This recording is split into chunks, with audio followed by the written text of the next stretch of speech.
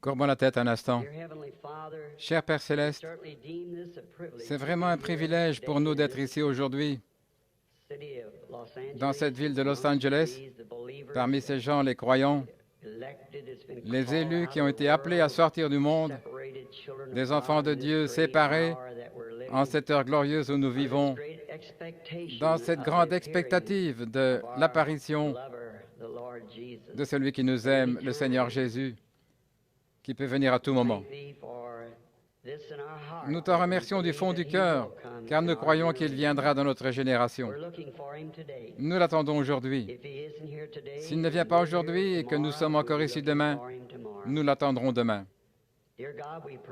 Cher Dieu, nous prions que cette réunion soit une réunion spéciale, que ce soit un moment qui fasse progresser l'Église pour son avancement, que cela reste dans tes annales pour l'éternité.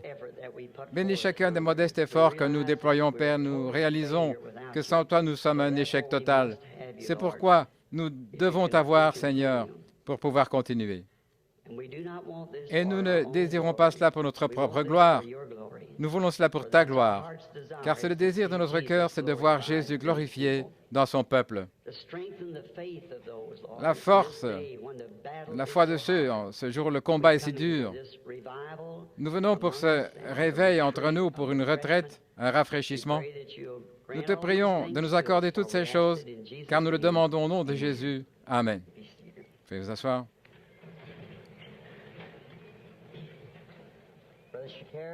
Frère Shakarian, Sir Wyatt,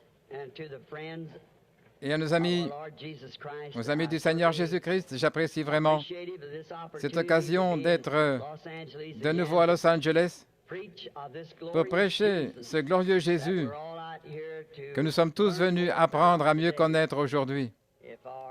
Si nos efforts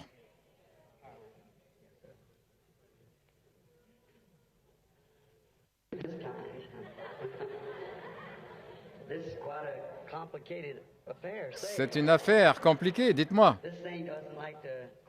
Cette chose ne veut pas coopérer. Eh bien, ça ne va pas marcher comme ça. Frère Shakarian. Ah, ça sonne déjà un peu mieux. Je suis plutôt petit et j'ai une petite voix, mais j'ai un grand message de la part du Seigneur. Il y a beaucoup d'opposition de la part de Satan pour nous empêcher de la porter, mais nous y arriverons quand même. Nous avons confiance que cette semaine nous apportera beaucoup à tous. Pendant que j'étais assis là, je pensais à toutes les fois que notre cher frère défunt, Thomas Wyatt, a dû parler du haut de cette chair, un grand serviteur de Christ. Je connaissais frère Wyatt. Il a toujours été une grande source d'inspiration pour moi quand je le rencontrais et que je parlais avec lui. Je me rappelle quand j'étais un jeune prédicateur, lui toujours, son livre « Les ailes de la guérison ». J'aime bien ce titre, « Les ailes de la guérison ». Et nous sommes heureux d'être ici, dans ce temple qui a été consacré pour le service de Christ. Que Dieu bénisse sa veuve et vous tous. Bien sûr, je sais bien qu'il vous manque, à vous aussi. Son émission m'a manqué quand j'ai appris qu'il était parti. J'aimais bien entendre sa voix. Il n'était plus tout jeune, mais il avait encore une voix puissante et il avait un message de Dieu. Et sa vie est encore vivante ici, en vous. Et dans les champs de mission où il avait envoyé tous ses appareils et tout, l'Évangile continue de progresser à cause de Thomas White. Puisse son âme reposer en paix jusqu'au moment où nous le retrouverons dans ce glorieux pays où la mort et la vieillesse n'existent pas. Nous sommes ici pour continuer jusqu'au moment où nous aussi, nous serons rappelés, ou bien à la résurrection générale quand Jésus viendra tous nous chercher. Maintenant, je sais que vous avez une réunion ici ce soir. Il y a quelques instants, on m'a dit que vous avez une réunion ici ce soir. Donc, je vais faire aussi vite que possible. En effet, j'ai lundi soir, mardi soir, mercredi soir, et ainsi de suite, cette semaine. Alors, j'ai confiance que le Seigneur va nous bénir. Nous prierons pour les malades.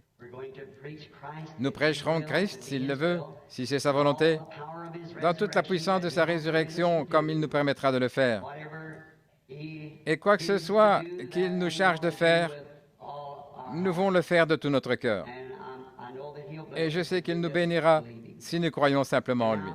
Et maintenant, avant d'ouvrir la parole pour la lire, je voudrais lui parler de nouveau alors que nous inclinons la tête et que nous restons tranquilles, ayant confiance que la confusion est terminée. Nous réalisons, tous les chrétiens le savent, que l'ennemi, notre ennemi, est à l'œuvre partout. Et vous voyez, quand ce genre de choses arrive, restez tranquille. Dieu sait de quoi il s'agit. Restez simplement tranquille. Peut-être qu'il faisait quelque chose là que vous ne savez pas encore. Parlons-lui. Père, nous te prions maintenant de calmer la mer. Que le puissant Seigneur Jésus s'avance maintenant, qu'il entre par sa parole pour nous faire pénétrer dans des sphères nouvelles, dans sa puissance et ses manifestations. Nous demandons ceci alors que nous lirons sa parole, qu'elle puisse être vivifiée dans nos cœurs aujourd'hui pour que nous le connaissions dans la puissance de sa résurrection. Car nous le demandons au nom de Jésus. Amen. Maintenant, si vous voulez prendre le livre du Deutéronome, je voudrais lire un ou deux versets dans le livre du Deutéronome, au chapitre 16 de Deutéronome. Observez le mois d'Abib, ce qui est le mois d'avril, et célébrez la Pâque en l'honneur de l'Éternel votre Dieu, car c'est dans le mois d'Abib que l'Éternel votre Dieu vous a fait sortir d'Égypte pendant la nuit. Vous sacrifierez la Pâque à l'Éternel votre Dieu, là, des victimes de votre menu et gros bétail dans le lieu où l'Éternel, dans le lieu que l'Éternel choisira pour y faire résider son nom.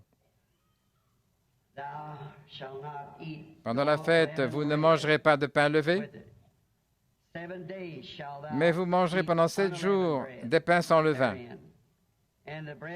du pain d'affliction, car c'est avec précipitation que vous êtes sortis du pays d'Égypte. Vous vous souviendrez ainsi toute votre vie, là, du jour où vous êtes sortis du pays d'Égypte. On ne verra chez vous pas de levain dans tout le territoire, tout votre territoire pendant 7 jours, et aucune chair de victime que vous sacrifierez le soir du premier jour ne sera gardée jusqu'au matin. Vous ne pourrez pas sacrifier la Pâque dans un quelconque lieu que l'Éternel votre Dieu vous donne pour demeure, mais c'est dans le lieu que choisira l'Éternel votre Dieu pour y faire résider son nom que vous sacrifierez la Pâque le soir et au coucher du soleil, dans la saison de votre sortie d'Égypte. On dirait qu'il y a de nouveaux problèmes. C'est un bébé qui pleure. Je crois que ma voix peut couvrir ce cri-là. C'est un sujet très étrange. Je désire vous parler pendant un moment cet après-midi. Le lieu d'adoration pourvu par Dieu. Maintenant, ça, c'est inhabituel. Comme je l'ai dit souvent, d'habitude, Dieu demeure dans des manières inhabituelles. Il fait des choses inhabituelles parce qu'il est inhabituel. Tous ceux qui croient en lui ont un comportement inhabituel. Il y a beaucoup de choses qu'on pourrait dire à propos de son côté inhabituel. Mais je sais que tous ceux qui le connaissent savent qu'il est inhabituel, qu'il fait des choses inhabituelles, parfois à des moments inhabituels. Donc, nous avons confiance aujourd'hui que Dieu bénira la parole qui vient d'être lue et le sujet là que j'ai choisi pour vous parler.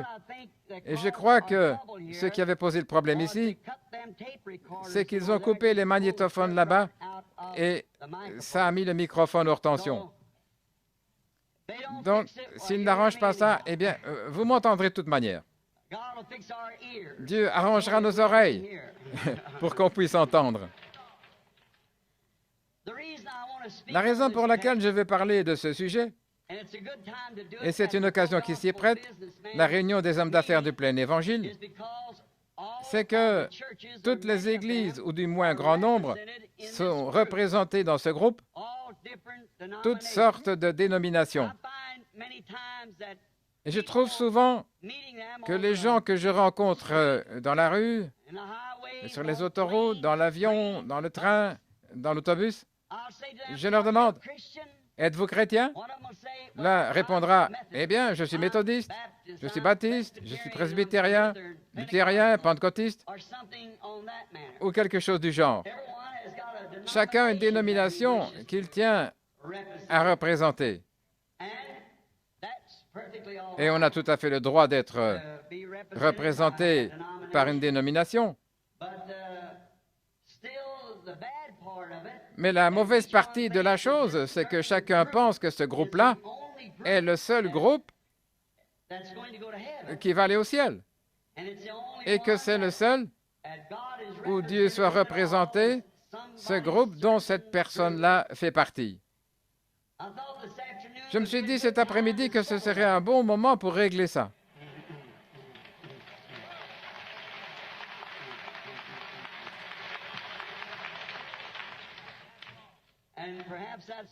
Et c'est peut-être pour ça que Satan s'acharne sur le micro. Vous savez, tout ce que font les hommes, ça finit par tomber en panne. Mais ce que Dieu fait ne tombe jamais en panne. Donc, comme c'est un moment propice pour le faire, et un bon endroit,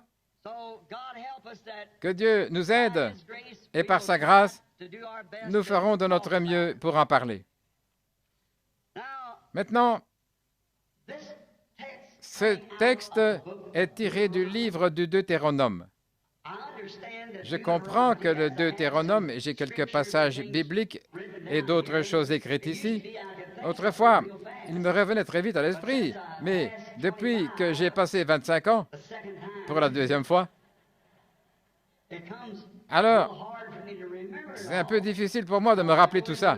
Donc, je vais dans mon bureau, je prie, au fur et à mesure qu'il me donne les passages, je les note, et peut-être aussi un commentaire de temps en temps, pour avoir présent à l'esprit ce qui m'était venu au moment où il me l'a donné. Deutéronome, c'est un mot grec qui signifie deux lois. Le mot Deutéronome.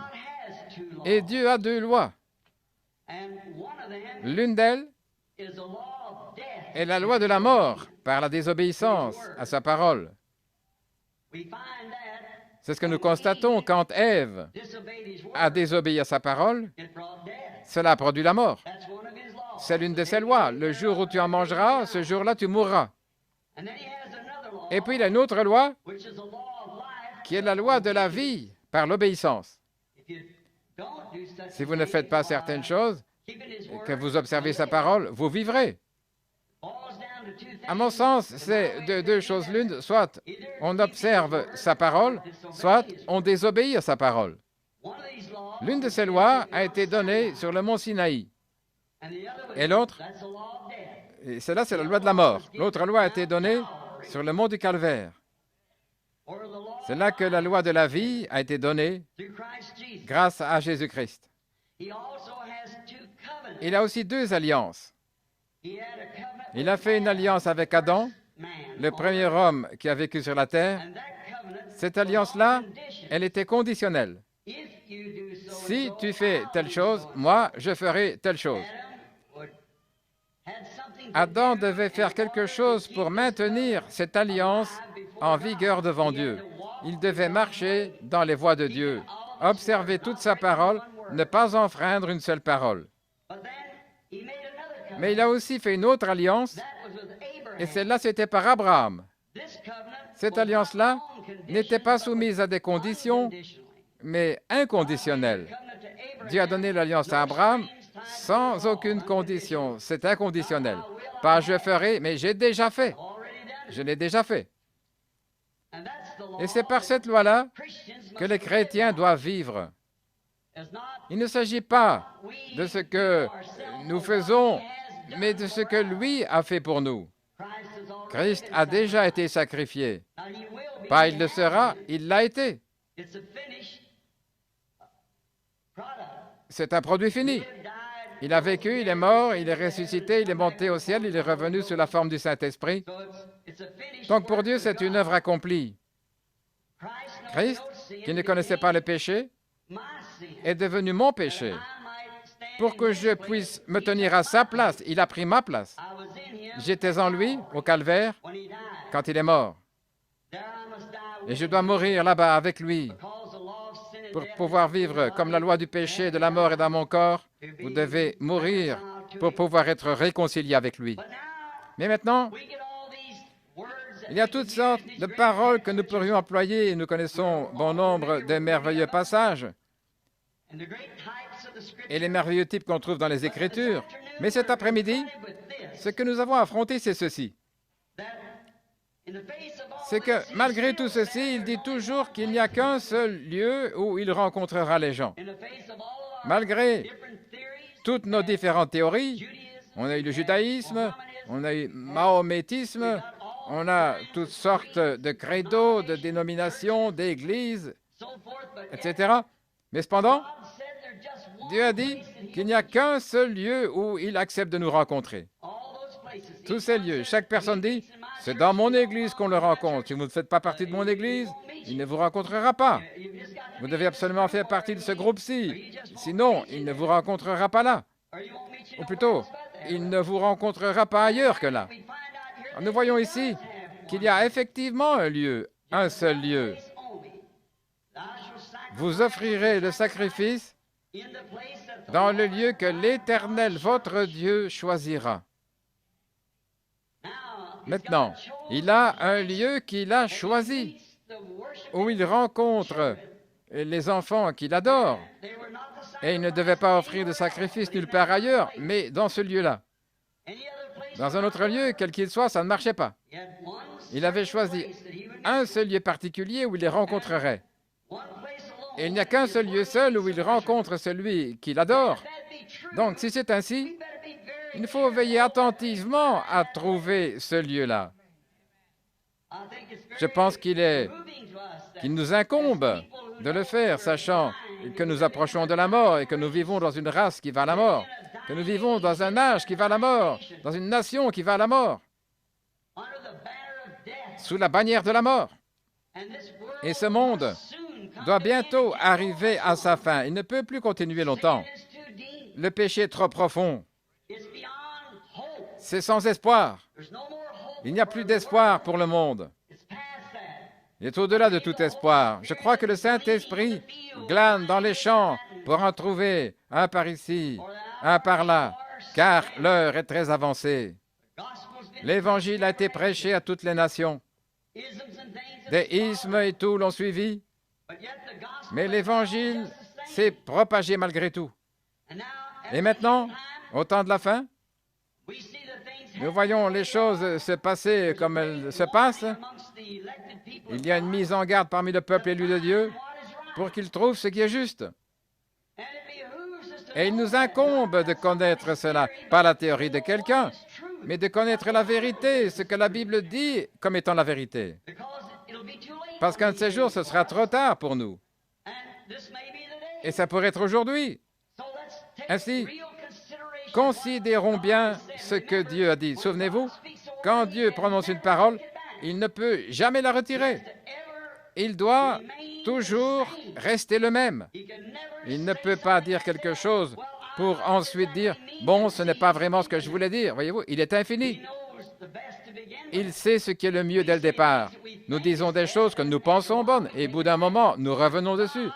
Mais Dieu ne peut pas faire ça et rester Dieu. Donc, puisqu'il est infini, il ne fait pas cela parce qu'il est parfait dans chacune de ses paroles. Il ne prononce pas une parole à moins qu'elle soit éternelle. Tous ses attributs éternels étaient avec lui dans ses pensées, ses attributs. Et ils ne font qu'exprimer lui-même dans le monde. Maintenant, rappelez-vous qu'il a un lieu pourvu, un seul lieu où il rencontrera les enfants qui croient. Ailleurs, ça ne marchera pas. Souvenez-vous, Jésus a dit quand il était ici sur la terre, en parlant à un groupe de gens qui étaient très religieux, très bien cultivés, un peuple plein de zèle pour Dieu. Mais Jésus leur a dit, c'est en vain que vous m'adorez, en enseignant comme doctrine des traditions d'hommes. Rappelez-vous, comme ces gens étaient pieux et zélés pour Dieu. Je crois que si nous comparons les gens d'aujourd'hui avec les gens de cette époque-là pour déterminer qui étaient animés du plus grand zèle, ils auraient plus de zèle que nous, bien plus, pour ce qui est d'observer les traditions, les lois et tout. Ils vivaient pour ces choses-là. Ils étaient pleins de zèle pour Dieu et ils croyaient en Dieu. Mais Jésus, Dieu fait chair parmi nous. Il a dit, c'est en vain que vous m'adorez. Non, il n'a pas dit qu'il ne l'adorait pas. Il l'adorait effectivement, mais c'était en vain. Donc une chose qui est en vain, c'est une chose qui n'est pas, qui ne sert à rien, qui n'apporte rien. Vous ne devriez jamais faire ça. Vous perdez votre temps. Vous y perdez votre souffle. On y gaspille ses efforts. Tant qu'on ne sait pas ce qu'on fait. Certainement, si Dieu s'attend à ce que des gens soient parfaits, comme Jésus l'a dit, soyez donc parfaits comme votre Père céleste est parfait.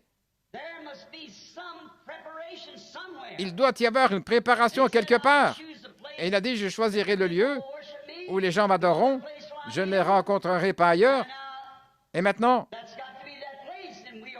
c'est ce lieu-là que nous devons chercher, trouver où c'est et y aller. Je pense que nous devons nous y rendre au plus vite, tout à fait cessante, une fois que nous l'avons trouvé. Maintenant, souvenez-vous, Jésus l'a dit dans le même passage des Écritures que je suis en train de citer. Les traditions d'hommes sont en vain. Nous ne devons pas toucher à ça. Il doit y avoir quelque part un endroit, un lieu pourvu pour nous, où nous pouvons venir et où notre adoration sera reçue. Maintenant, souvenez-vous, en dehors de ce lieu choisi, peu importe combien vous êtes sincère, combien vous êtes fondamentaliste, vous adorez en vain. Je sais que c'est dur à entendre, mais l'édifice ici est quasiment terminé. Nous ne voulons pas qu'il puisse être ébranlé.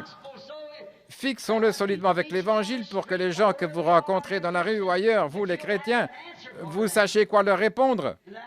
En cette heure où ils disent « Oh, ça, c'est ceci, et j'ai vu ces gens faire telle chose. » Bien sûr, tout ça va arriver, mais il y a un lieu que Dieu lui-même a pourvu. Et c'est en ce lieu seul que Dieu rencontre celui qui adore. Regardez le deuxième verset. Vous adorez dans le lieu que j'ai choisi. Choisi quoi? Dans ce lieu, ce qui indique qu'il a fixé un lieu où tous doivent l'adorer. Les autres lieux sont en vain. Et dans ce lieu-là, il a dit, j'ai également choisi de mettre mon nom dans ce lieu-là. Je choisirai un lieu et j'y mettrai mon nom dans ce lieu là où vous allez adorer. Ça indique qu'il n'y a qu'un seul lieu. Ça doit être le choix de Dieu, pas le nôtre. Nous n'avons pas à choisir. Il a déjà fait le choix. Ce que Dieu choisit, c'est juste. Moi, je peux faire un mauvais choix, vous pouvez faire un mauvais choix, mais pas Dieu. Il fait le bon choix, parce qu'après tout, c'est lui qu'on adore. Et c'est lui qui a choisi le lieu où il veut rencontrer ceux qu'il adore. Et nous devons le rencontrer là. C'est le seul lieu où il demeure, le seul lieu où il accepte de vous entendre. Remarquez aussi, le lieu que j'ai choisi pour que vous m'adoriez, j'y mettrai mon nom dans ce lieu-là. Oh! Maintenant, sondons les Écritures pour trouver ce lieu où il a mis son nom. Maintenant, nous avons des ombres et des types dans toute la Bible. Nous savons ça, de différents lieux où il a rencontré les gens. Mais ce n'est pas le lieu où il les rencontre aujourd'hui. C'est que ces lieux-là n'étaient que des ombres de quelque chose à venir, du véritable lieu où il rencontrerait les gens. Le lieu, l'Église, où on pourrait le rencontrer. Et il existe un lieu, il existe une Église, et Dieu a promis de rencontrer les gens dans ce lieu et de répondre à leurs prières. Si seulement ils viennent dans ce lieu pour l'adorer. Maintenant, nous voyons que beaucoup prétendent avoir ce lieu, avoir le nom de Dieu dans le lieu qui est le leur. Mais vous voyez, ce sont eux qui ont mis le nom de Dieu là. Il y a une grande différence entre le fait que Dieu y mette son nom et le fait que quelqu'un d'autre y mette son nom. Vous voyez? Nous devons nous rappeler que Dieu a dit que c'est lui qui l'y mettrait. J'y ai mis mon nom. Moi, je mettrai mon nom dans ce lieu. C'est le lieu que j'ai choisi pour que les gens y adorent. Maintenant, cela nous amène, en considérant ces ombres du temps, ça nous amène à voir Christ. Tout l'Ancien Testament préfigurait, était une ombre de Jésus. En Égypte, ce soir-là, quand un agneau de la Pâque devait être mis à mort pour que les gens soient protégés, nous voyons que Dieu avait un seul lieu, une seule condition. Qu'on soit jeune, vieux, prêtre, homme d'église, quoi que ce soit, vous deviez être dans ce lieu-là. Tous ceux qui étaient en dehors de ce lieu ont péri. Vous devez être dans ce lieu-là, un lieu qu'il a pourvu. On pourrait passer beaucoup de temps cet après-midi à expliquer ça. Et on ne ferait que revoir ce que nous savons déjà, c'est-à-dire que Christ était préfiguré à travers ce type, l'agneau du sacrifice, qui devait être gardé un mâle sans défaut, qui devait être immolé par les anciens et dont le sang devait être appliqué sur la porte. Tout cela préfigurait la venue de Christ. Et le lieu, c'était sous le sang versé. C'est là que Dieu rencontrait l'adorateur quand l'ange de la mort est passé dans le pays. Je crois que nous sommes sur le point de sortir d'Égypte un de ces jours pour aller dans ce pays promis. Il est temps pour nous d'entrer dans le lieu correct et cesser ces histoires. Je suis presbytérien, méthodiste, baptiste, ceci, cela. Sortez de là et trouvez où est ce lieu, parce que la mort est partout, sauf dans le lieu qu'il a choisi. La mort frappera aussi sûr que 2 et 2 font 4 si nous ne sommes pas dans le lieu qu'il a choisi. Et l'endroit qu'il a choisi, la mort ne peut pas venir. Si vous remarquez avec cet agneau du sacrifice, la mort était déjà passée là. La mort avait déjà atteint ce lieu parce que l'agneau était mort. La mort était déjà passée. Donc là où la mort était passée, Dieu a promis que ce serait le lieu de son choix. En le considérant lui, nous voyons maintenant ce qu'était l'agneau du sacrifice. Quel était le lieu où se trouvait la vie à cette époque? Maintenant, pour moi, cela renverse tous les arguments. En considérant Christ étant l'agneau du sacrifice, alors cela renverse toutes les dénominations, tous les credos, tous les dogmes, toutes les histoires d'Église. Ça renverse tout ça. C'est vrai. Parce que nous voyons ici Christ en perspective, car il est la parole de Dieu pure et sans mélange. Saint Jean 1, il est dit, au commencement était la parole était avec Dieu, et la parole était Dieu, et la parole fut faite chair, elle habitait parmi nous. Donc, il est la parole de Dieu sans mélange, faite chair, manifestée. En considérant ceci, nous ne pouvons pas l'appliquer à aucune des églises dans le monde aujourd'hui, aucune dénomination. Nous ne pouvons l'appliquer à aucun lieu de ce genre parce que ce n'est pas ainsi.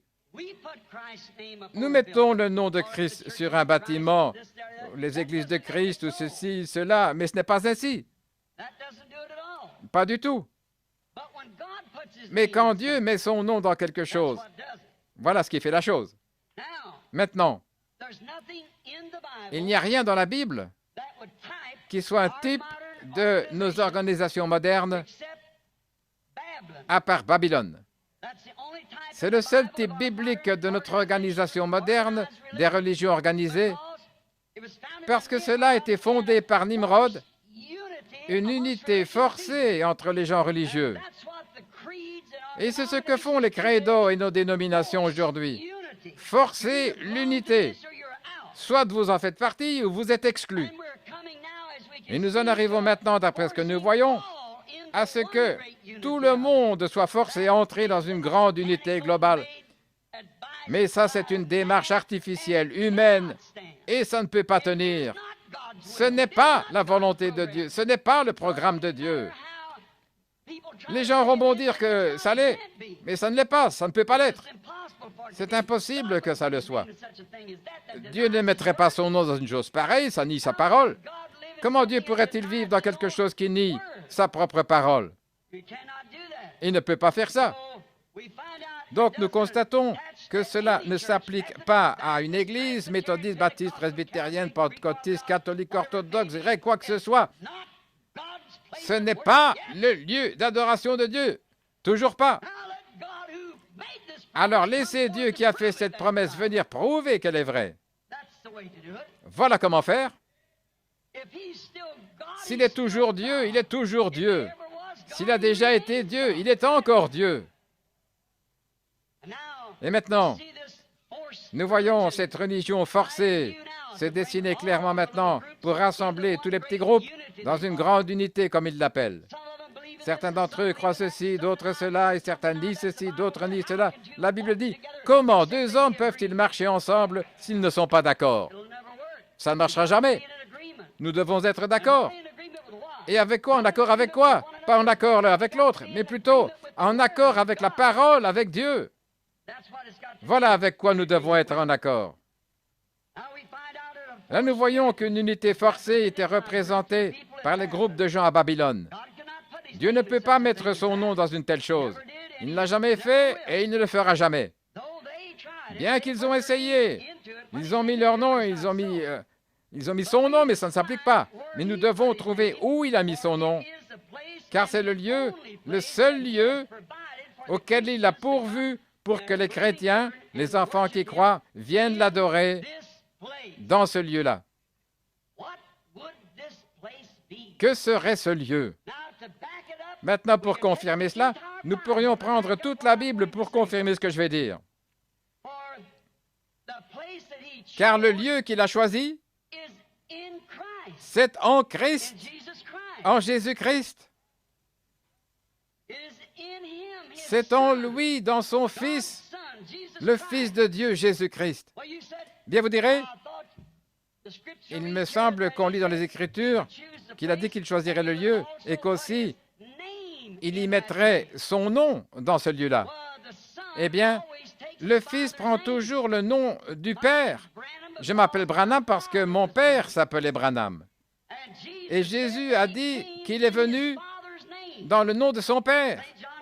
Saint Jean 5,43, « Je suis venu au nom de mon Père et vous ne me recevez pas. » Donc c'est là que Dieu a fait résider son nom sous le sacrifice de son propre Fils. C'est le seul lieu donné par Dieu.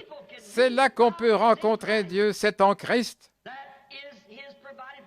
C'est son lieu pourvu. Dans aucune dénomination, aucun credo, rien d'autre, Dieu n'a promis de nous rencontrer. Ce n'est qu'en Jésus qu'il nous rencontre, car c'est le seul lieu où se trouve son nom.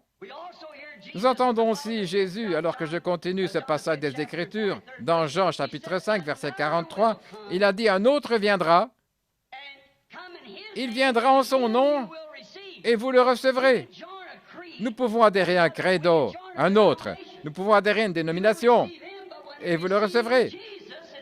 Mais quand vous recevez Jésus, c'est différent. Un autre viendra. Je dis que je suis méthodiste, baptiste, presbytérien, et vous recevrez ça sans problème. Mais moi, je viens dans le nom de mon Père, en faisant ce que le Père a dit que je ferais. Et vous ne me recevez pas. Il a dit, Jean est venu. Il avait un grand témoignage. Mais j'ai un plus grand témoignage de Dieu que ce que Jean avait. Car ce que le Père m'a donné de faire, je le fais. Les paroles qui étaient écrites de lui, ce qu'il devait être en ce jour-là. Son nom était Dieu. Dieu a de nombreux titres. Dieu est un titre en soi. Il s'est appelé Jéhovah Jireh, Jéhovah Rapha, Jéhovah Manassé. Il s'est appelé la rose de Saron, le lys de la vallée, l'étoile du matin, l'alpha, l'oméga, le commencement et la fin. Et ensuite Père, Fils, Saint-Esprit, tous ces titres. Mais son nom, le nom de Dieu, c'est Jésus-Christ, le oint. C'est son nom. Il a beaucoup de titres, mais un seul nom, le seul. Il n'y a qu'un seul nom donné sous le ciel par lequel les hommes peuvent être sauvés. Nous voyons que c'est vrai. Et puis aussi cet avertissement. Quand cet autre viendra, il viendra en son propre nom. Méthodiste, baptiste, presbytérien, pentecôtiste, et ainsi de suite. Et lui, vous le recevrez. Vous allez vous joindre à lui. Mais Christ est rejeté. Cela, il le rejette. Le prophète a dit, voyons un petit peu ce qui a été dit de son nom. Le prophète a dit qu'on appellerait son nom Emmanuel. C'est Ésaïe qui a dit ça vers le chapitre 7. Et aussi dans Matthieu 1, 23. Il est dit, tout cela arriva afin que s'accomplisse ce que le Seigneur avait annoncé par le prophète. On appellera son nom Emmanuel, ce qui signifie Dieu avec nous. Emmanuel et son nom était Jésus. Dieu avec nous, avec le nom de son Père. Il est venu au nom de son Père. C'est là que Dieu a placé son nom dans son Fils. C'est le seul lieu où vous puissiez l'adorer, le seul lieu où Dieu accepte de vous rencontrer. C'est dans ce Fils qui était symbolisé par l'agneau de sacrifice tout au long de l'Ancien Testament, ce qui était représenté là par tous les types. C'était une seule chose, le fait que le seul lieu de rencontre avec Dieu était sous le sang du sacrifice. Le seul lieu où il acceptait qu'on le rencontre, le seul lieu aujourd'hui, ce n'est pas dans le nom de credo, une dénomination, le nom d'une église ou d'un groupe, le nom d'une société, mais c'est dans le nom de Jésus-Christ. J'ai testé ça quand j'étais un jeune homme. J'avais souvent entendu parler de spiritisme, du diable, des choses qu'il fait. Je savais que s'il existait un Dieu, il devait aussi exister un diable, parce que la Bible dit que le diable existe.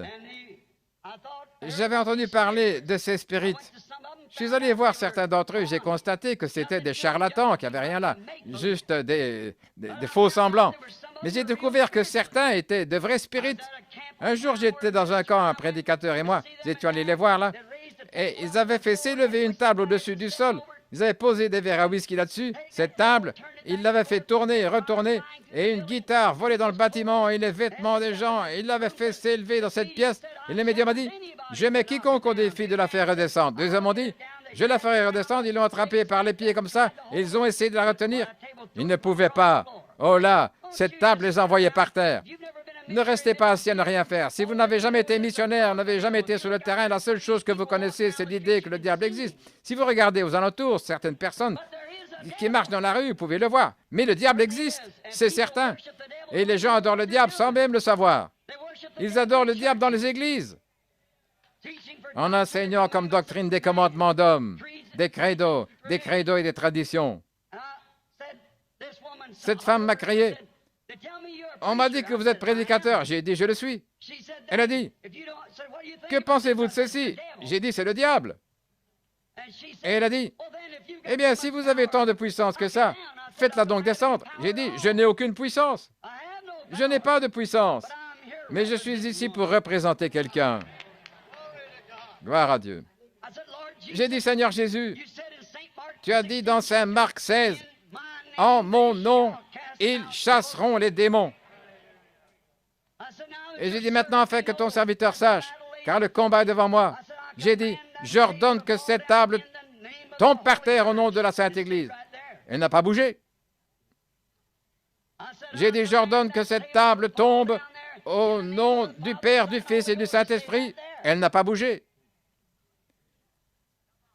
J'ai dit, j'ordonne que cette table retombe au nom de Jésus-Christ. Et là, elle a failli se casser les 4 pieds en tombant par terre. En mon nom, ils chasseront les démons. C'est le nom du Père. Il a mis son nom en Jésus-Christ. C'est en lui qu'il accepte d'être adoré. C'est en lui qu'il accepte d'être rencontré pour chasser les démons, pour guérir les malades. pour rencontrer, pour vous sauver. C'est en lui qu'il accepte d'être rencontré pour vous remplir du Saint-Esprit. C'est le seul lieu où Dieu rencontre les gens pour l'adoration. Maintenant, nous voyons que Jésus a aussi dit que le mot Jésus signifie Jéhovah Sauveur. Jéhovah le Sauveur. Rappelez-vous, tu n'adoreras l'Éternel, verset 5, tu n'adoreras l'Éternel dans aucune des portes que l'Éternel Dieu te donne. Dans aucune de ces portes, tu ne l'adoreras. C'est ce que Dieu a dit ici au verset 5 de Deutéronome. Tu n'adoreras dans aucune des portes que l'Éternel Dieu te donne. Il vous a donné ces choses comme tentation. Nous étudierons ça cette semaine, Dieu voulant. Nous verrons si Dieu retire ce qu'il a dit ou non. Remarquez, il vous a donné ces portes, mais n'adorez l'Éternel dans aucune de ces portes, car l'Éternel, votre Dieu, ne vous rencontrera pas là. Mais l'Éternel Dieu a choisi la porte. C'est lui qui a choisi la porte. Jésus a dit, dans Saint Jean chapitre 10, « Je suis la porte de la bergerie. Je suis cette porte. Il est Jéhovah Sauveur. » Là, nous pourrions passer des heures à expliquer ça. Mais je suis certain que vous le comprenez par votre action, parce que vous réagissez à la vérité, à la parole. Donc, nous ne continuerons pas plus loin. Vous pouvez l'appliquer où vous voulez. Ou que vous retrouviez, si c'est la vérité, ça concordera parfaitement avec le reste de la parole. Vous ne pouvez pas faire dire une chose à la Bible et autre chose ailleurs. Ce serait contraire à ce qu'il a dit, premièrement. Ça doit être la même chose tout le temps. Je laisse de côté beaucoup de passages des Écritures parce que je vois qu'il se fait tard. Et notre sœur et les gens ici ont une réunion ce soir et nous voulons prier pour les malades. Il faut voir Billy s'ils ont des cartes de prière. Bien. Bien, il n'y aura pas de réunion ce soir. Bien. Très bien, très bien. Nous avons confiance que le Seigneur bénira cette dame pour cela, parce qu'elle nous laisse disposer de cette salle. Il y a tellement de preuves infaillibles, établissant que Jésus est ce lieu, il est la porte, il est le nom et la seule voie pourvue par Dieu, permettant à l'homme de le rencontrer pour l'adoration. Il est le chemin, la vérité, la vie, l'entrée, la porte, l'alpha, l'oméga, le commencement et la fin, la rose de Saron, le lys de la vallée, l'étoile du matin, l'alpha, l'oméga, il est tout cela réuni. Il est à la fois la racine et le rejeton de David, l'étoile brillante du matin. En lui habite corporellement la plénitude de la divinité, et c'est là que nous sommes pour Dieu des fils et des filles dans la divinité de Dieu. En tant que fils et filles, nous faisons partie de la famille, si on est là-dedans. Maintenant, comment faire pour entrer dans ce lieu glorieux pour y adorer? Voilà la question. Comment entrer dans ce lieu? Si Jésus est ce lieu, il est le nom de Dieu, il est le lieu d'adoration de Dieu, et il est l'unique porte de la bergerie. Et nous voulons trouver comment entrer en lui alors. Maintenant, si vous passez la porte, bien sûr, vous entrez comme quelqu'un de la famille. C'est ce que nous disions l'autre jour au petit déjeuner. La petite brebis en disant que Dieu ne fermera pas la porte tant qu'il n'aura pas trouvé sa dernière petite brebis pour la faire entrer. Si vous êtes entré, alors vous faites partie de la famille. Vous êtes de la famille de Dieu une fois que vous êtes entré en Dieu. Mais vous ne pouvez pas être de la famille de Dieu en étant presbytérien, méthodiste, baptiste, pentecôtiste. C'est pas possible. Vous devez entrer en Jésus-Christ. Mais direz-vous, nous l'avons fait. Mais allons voir si vous l'avez fait. Voyons ce que dit la Bible. Nous voyons dans 1 Corinthiens chapitre 12 que la Bible dit « Par un seul esprit, nous avons tous été baptisés dans un seul corps. Nous sommes baptisés dans le corps de Christ par un seul Saint-Esprit. Nous n'entrons pas en étant secoués, adhérés ou étant baptisés d'eau, mais nous sommes baptisés par le Saint-Esprit dans le corps de Jésus-Christ. Combien est-ce que ça dure une fois que vous êtes entré là? Est-ce que vous allez vous comporter mal? Éphésiens 4:30 dit « N'attristez pas le Saint-Esprit de Dieu par lequel vous avez été scellés jusqu'au jour de votre rédemption. » Débattez-vous avec lui de ça, pas avec moi. C'est ce qu'il a dit. Je le lis. Vous êtes scellés jusqu'au jour de votre rédemption, jusqu'au jour où Jésus viendra vous chercher. Alors, pensez-y. Alors, vous n'êtes pas vous-même, vous êtes une nouvelle créature. Ou en grec ici, ça veut dire une nouvelle création. Vous avez été recréés. La puissance de Dieu vient sur vous. Vous êtes alors créé, une nouvelle créature. C'est ce qui fait que tout l'être physique, spirituel et tout est soumis à la parole de Dieu. Il n'y a pas d'autre moyen. Comment pouvez-vous dire que vous êtes chrétien et désobéir à sa parole sur un seul point?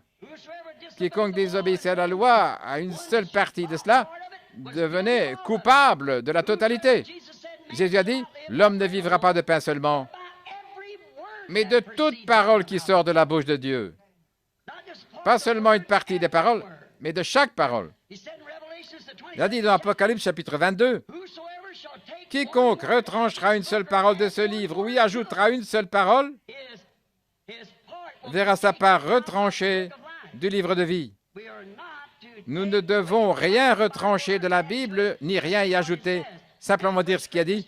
En Corinthiens 12, il est dit, « Par un seul esprit, nous avons tous été baptisés dans un seul corps. » Maintenant, après avoir été dans ce corps, Romains 8 dit, « Il n'y a donc maintenant aucune condamnation pour ceux qui sont en Christ Jésus, qui ne marchent pas selon la chair, mais selon l'esprit. » Voilà le lieu où il n'y a aucune condamnation. Que vous alliez à une église méthodiste, baptiste, presbytérienne ou que ce soit, si vous êtes en Christ, vous êtes une nouvelle créature et il n'y a aucune condamnation en vous, nulle part. Voilà le lieu de rencontre de Dieu. C'est là que Dieu rencontre l'adorateur. C'est dans ce lieu que vous êtes considérés comme une nouvelle créature. Car ils sont morts aux choses du monde. Ils sont vivants en lui. La présence vivante de Dieu est avec eux jour après jour. Il vit en eux dans tous les âges qui se sont succédés dans la Bible. Quand l'homme rencontre l'exigence de Dieu, qu'il vient dans le lieu qu'il a pourvu, par sa parole écrite pour ce jour-là, Dieu fait de cette personne une nouvelle créature et il n'y a aucune condamnation. Regardez Job. Est-ce que je vous assourdis par ma façon de parler dans le micro? Je suis désolé. Je sais qu'il y a de l'écho. Moi, je l'entends aussi. Mais regardez, Job, malgré tous les gens qui essayaient de le condamner, tous ceux qui disaient qu'il avait tort, il observait le commandement de Dieu par cette offrande consumée par le feu. Il savait qu'il était justifié parce qu'il observait les commandements de Dieu. Voilà comment il était justifié, parce qu'il faisait ce que Dieu voulait de lui. La présence vivante de Dieu illumine le jour chaque jour, fait passer de la mort des credos à la vie et à la parole du jour. Maintenant, Dieu fait certaines choses, comme une petite fleur, c'est tout ce que je disais l'autre jour au petit déjeuner. Quand une semence voit la lumière, elle se met à pousser. Elle boit à la source de Dieu, elle continue à pousser jusqu'à ce qu'elle bourgeonne, qu'elle fleurisse, et la fleur s'épanouisse. Alors nous voyons que lorsque nous commençons avec Christ, nous poussons de la même manière parce que nous croissons dans la grâce et dans les préceptes de Dieu. Le seul plan pourvu par Dieu pour chaque âge, c'est sa parole.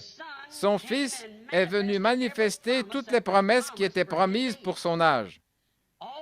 Tous les prophètes sont venus exactement à leur moment prévu. Ils étaient la parole de Dieu vivante sur la terre. Ils étaient la parole. Jésus a dit qu'ils étaient des dieux. Jésus a appelé ses prophètes des dieux. Un homme est venu me voir pendant la dernière réunion. Il a dit, « Vous êtes un pauvre théologien. » Et j'ai dit, « Je n'ai pas la prétention d'être un théologien. » J'ai dit, « La parole ne vient pas aux théologiens. Ce qui vient à eux, c'est la théologie. La parole, voyez, ce qui vient à un théologien, ce n'est que de la théologie. » J'ai dit, « Mais là, nous parlons d'autre chose. » Maintenant, nous voyons que dans chaque âge, quand Dieu avait dit que quelque chose allait arriver, voilà qu'arrivait l'homme pour manifester cela, voilà qu'arrivaient les gens qui vivaient cela. C'était Dieu lui-même vivant dans ces gens parce que c'était l'accomplissement de sa parole. Le seul moyen pourvu par Dieu, le seul plan pourvu aujourd'hui, c'est son Fils, à travers sa parole pour cet âge, vivifié par l'esprit de sa vie, vivifié. Alors, nous avons de grandes écoles de théologie. Et bien souvent, quand nous faisons ça, je n'ai rien contre ça, absolument pas. Mais vous voyez, quand on a une école de théologie, Jésus a dit dans Saint Jean 4, « L'heure vient, elle est là maintenant, où Dieu qui est esprit sera adoré en esprit et en vérité.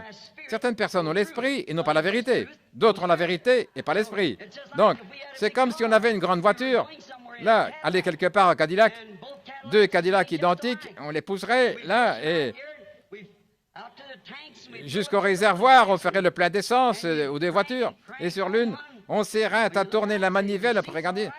Le siège est parfait, le volant est joli, il y a des incrustations de diamants, et c'est pelucheux, c'est très joli, on peut s'installer confortablement et dormir. Oh, ces voitures permettent chacune d'elles, mais vous voyez, mais l'une d'elles, elles ont toutes deux la mécanique correcte, mais l'une d'elles a la dynamique. Vous voyez, même si on connaît bien la mécanique, il faut la dynamique pour mettre la mécanique en marche, la faire fonctionner. Et c'est le problème avec l'Église aujourd'hui. On est plein de théologie, mais pas la dynamique. Voyez-vous, autrement dit, il faut une étincelle pour allumer l'essence, sans quoi l'essence ne vaut pas plus que de l'eau, tant qu'il n'y a pas d'étincelle pour l'allumer. Voilà, peu importe le bon enseignement qu'on peut avoir, peu importe combien on peut croire tout ce qu'on peut considérer comme vrai dans la Bible, et on peut croire qu'elle est vraie dans sa totalité. Mais il faut la dynamique, l'étincelle pour allumer cette parole et la faire démarrer. C'est indispensable, il faut ça. Sinon, l'Église reste immobile, la voiture reste immobile, et vous restez immobile. Vous aurez beau dire, je suis d'accord, je sympathise, je crois chaque parole. Il vous faut quelque chose pour allumer ça, pour allumer là, ce 100 octanes pour faire avancer la grande Église de Dieu. Il faut avoir la dynamique avec la mécanique. La mécanique, c'est très bien, pas de problème, mais il manque la dynamique. Et je pense que c'est ce qui ne va pas avec l'Église aujourd'hui. Il nous manque cette puissance dynamique qui actionne cette parole et la fait vivre pour aujourd'hui. Martin Luther avait la mécanique et la dynamique à son époque. John Wesley l'avait à son époque. Les pentecôtistes les avaient à leur époque. Qu'en est-il dans notre jour? C'est maintenant une autre heure. L'Église devrait être maintenant parvenue au stade adulte, prête à manifester Christ, toutes les bénédictions qu'il a promises dans la Bible, opérant dans ce grand corps, là où il a promis de rencontrer les gens et être adoré dans cette grande Église qui est la sienne. Mais vous voyez, on envoie nos enfants à l'école, on apprend à lire, à écrire, à compter, toute l'histoire des prophètes et tout. C'est très bien, mais à moins d'avoir quelque chose derrière ça. Vous direz, eh bien, j'ai poussé des cris, j'ai parlé en langue. C'est bien, j'y crois aussi. Mais c'est pas de ça que je parle, voyez-vous. Ça ne fera que tout sauter, vous ferez clac, clac, blop, blop, blop, comme une vieille voiture qui essaie de démarrer. Vous direz, oui, je crois ceci, je crois aussi ça. Mais pour ce qui est de cette telle chose, oh, ce jour-là, oh non, non, non. C'est de la centaine de frères avec le générateur qu'il faut derrière. Ça lancera l'allumage de chaque parole de Dieu vers l'accomplissement de sa promesse. C'est vrai. C'est le problème aujourd'hui. On s'est presque arrêté.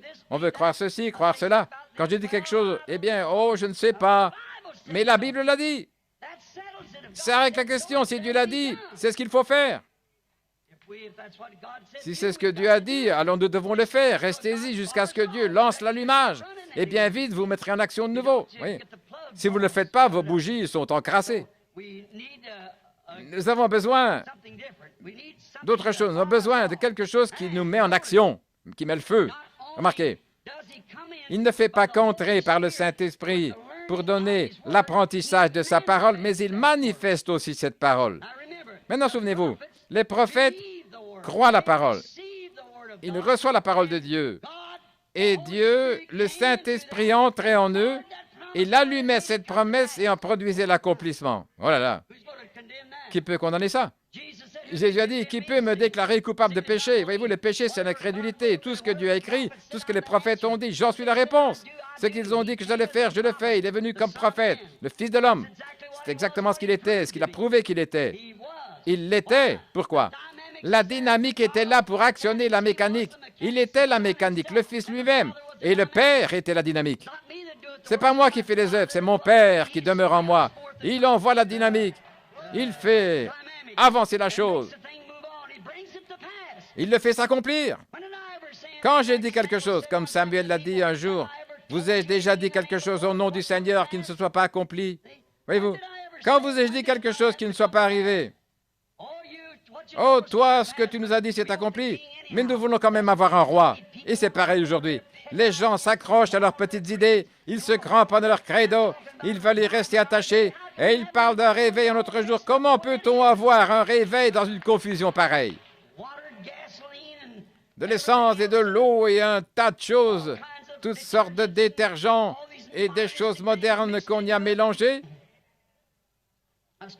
Un jour, je circulais sur la route et il disait, pour un genre de détergent moderne, il disait, « Vous n'avez plus besoin de laver la vaisselle, il suffit de tremper et de la ressortir. » Je me suis dit, « Là, je vais être un héros à la maison. » Je suis allé acheter une boîte de ce produit et j'ai dit à ma femme, « Regarde mon trésor, c'est moi qui va faire la vaisselle. » Je me suis dit, « Oh là là, ces gens savent de quoi ils parlent, les scientifiques. Je vais lui montrer jusqu'à ce qu'elle comprenne le truc, comment je fais. Juste les tremper, les ressortir, c'est tout ce qu'il y a à faire. » Les enfants avaient mangé des œufs au petit déjeuner. J'ai versé ce détergent là-dedans, j'ai trempé la vaisselle, je l'ai retrempé et ressorti, et c'était toujours plein d'œufs. J'ai dit, maintenant je ne crois plus rien de ce que j'entends à la télévision. Non. Voilà la raison pour laquelle je ne crois pas dans un système fait par les hommes. Dieu a donné une seule voie, ce n'est pas méthodiste, baptiste, presbytérien, mais c'est Jésus-Christ. Par la nouvelle naissance, le chemin pourvu par Dieu, et il l'a fait. Jésus-Christ, son Fils. Et c'est dans son Fils qu'il a fait résider son nom. Son nom, le nom de Dieu est Jésus, parce qu'il est venu dans le nom de son Père. C'est donc le nom de Dieu, puisqu'il était Dieu. Maintenant, remarquez, quand cette glorieuse puissance agissante de Dieu entre dans un Fils de Dieu, elle le vivifie. L'Esprit de vie entre en lui. Et alors, qu'est-ce que ça fait? Elle les fait asseoir dans les lieux célestes. Maintenant même. Pas ils seront, mais nous le sommes maintenant. Maintenant, nous sommes déjà ressuscités. La dynamique et la mécanique se sont mises en route, nous ont vivifiés, et nous sommes vivifiés, élevés dans la présence de Dieu, où se trouve son esprit. Et maintenant, nous sommes assis ensemble dans les lieux célestes, en Jésus-Christ, en Christ Jésus, assis là. Ce grand trône, déjà mis en action, là, ressuscité des morts, nous en faisons partie. Si vous faites partie de l'épouse, vous y êtes parce que l'épouse est une partie de l'époux, vous savez. Donc nous voyons que c'est la même chose. Elle fera exactement ce qui a été prédit. Elle ne sera pas de Laodicée. Non, absolument pas. Tiède. Au contraire, elle sera en feu pour Dieu. Elle avancera dans l'Esprit de Dieu. Alors, voyons maintenant ce qu'il en est. Maintenant, en même temps, où cela nous frappe, alors que nous étions autrefois morts par nos péchés et nos transgressions, il nous a vivifiés ensemble dans sa parole pour cet âge-ci. Pensons un petit peu à une époque très éloignée pour considérer quelqu'un qui a été vivifié par cette parole avant de passer au service de prière pour les malades. Prenons quelques personnages pour observer leurs caractéristiques. Prenons un homme là qui observait toute la parole de Dieu dans l'Ancien Testament. Il s'appelait Enoch. Il a été tellement vivifié par la parole de Dieu qu'il a reçu le témoignage d'avoir plu à Dieu. Il n'y a pas une seule chose que Dieu ait ordonnée à Enoch qu'il n'ait accomplie. Je me demande combien il y aurait d'Enoch ici cet après-midi. Si vous saviez que quelque chose est la parole de Dieu, combien d'entre vous, mesdames aux cheveux coupés, là, pourraient prétendre être une Enochesse, voyez-vous, en sachant que Dieu condamne ça? Combien d'entre vous, messieurs, qui permettaient à ces femmes de le faire, là, et prétendre être un Enoch? Oh là là! Et ce n'est qu'une chose. Et qu'en est-il des milliers d'autres, alors? Et on étouffe tout ça en disant, je fais partie de ceci, je fais partie de cela. Vous avez beau faire partie de cela, mais tant que vous n'êtes pas entré dans le lieu pourvu par Dieu, et vous ne pouvez pas y entrer sans devenir une partie de cette parole. En étant une partie de celle-ci, vous en devenez la totalité. Vous êtes soumis à tout. Remarquez, nous avons ici ce que la Bible appelle la parole de Dieu, et c'est la parole de Dieu. Nous voyons qu'Enoch est entré dans la voie pourvue par Dieu, par sa parole, qu'il a marché pendant 500 ans, et lui était agréable, et nous voyons que la mécanique était si parfaite en lui à tel point que lorsque la dynamique s'est mise à l'œuvre dans le moteur, cela l'a carrément enlevé de la terre. C'est lui qui a, pour ainsi dire, été le premier à prendre l'avion, à s'envoler dans le ciel, sous l'effet de la mécanique et de la dynamique de Dieu agissant ensemble. Il ne fut plus parce que Dieu l'avait enlevé, voilà, sans qu'il passe par la mort. Il est venu par le chemin pourvu par Dieu. Et nous voyons la même chose avec Élie. Ce brave Élie avait clamé contre tellement de ces Jézabel, toutes maquillées, cheveux coupés et tout, à la mode de l'époque. Ce vieillard avait passé sa vie à condamner le péché chez ces femmes parce qu'elles suivaient l'exemple d'une femme Jézabel. C'est comme Hollywood maintenant, que toutes les sœurs qui vont imiter là. Jézabel est toujours en vie. Il suffit de regarder autour de vous pour voir ça. Elle a toujours un pouvoir considérable. Et nous voyons que cet homme étant prophète, il avait maudit tout ça, restant parfaitement dans la volonté de Dieu. Quand tous les autres prédicateurs ont cédé, lui, il s'y est tenu. Et un jour, il était tellement épuisé que Dieu a fait descendre du ciel un char et des chevaux de feu pour l'enlever. Il était tellement rempli de cette puissance vivifiante. Pensez-y, avec la parole de Dieu dans son cœur, il a été tellement rempli de cette puissance vivifiante, c'est qu'il a vivifié. Si l'Esprit de Dieu, dans Romains 11, ou bien 11, il a dit, si l'Esprit, Romains 8, 11, si l'Esprit qui a ressuscité Jésus d'entre les morts est en vous, il vivifiera aussi votre corps mortel. Si l'Esprit qui a ressuscité Jésus d'entre les morts, s'il est en vous, il vivifiera aussi vos corps mortels. Les vivifiera. Qu'est-ce que ça veut dire vivifier? Le mot grec, ça veut dire être rendu à la vie après la mort. Alléluia! Voilà la porte pour l'adoration. Adorer en esprit et en vérité. La mécanique et la dynamique ensemble. Voyez-vous ce que je veux dire?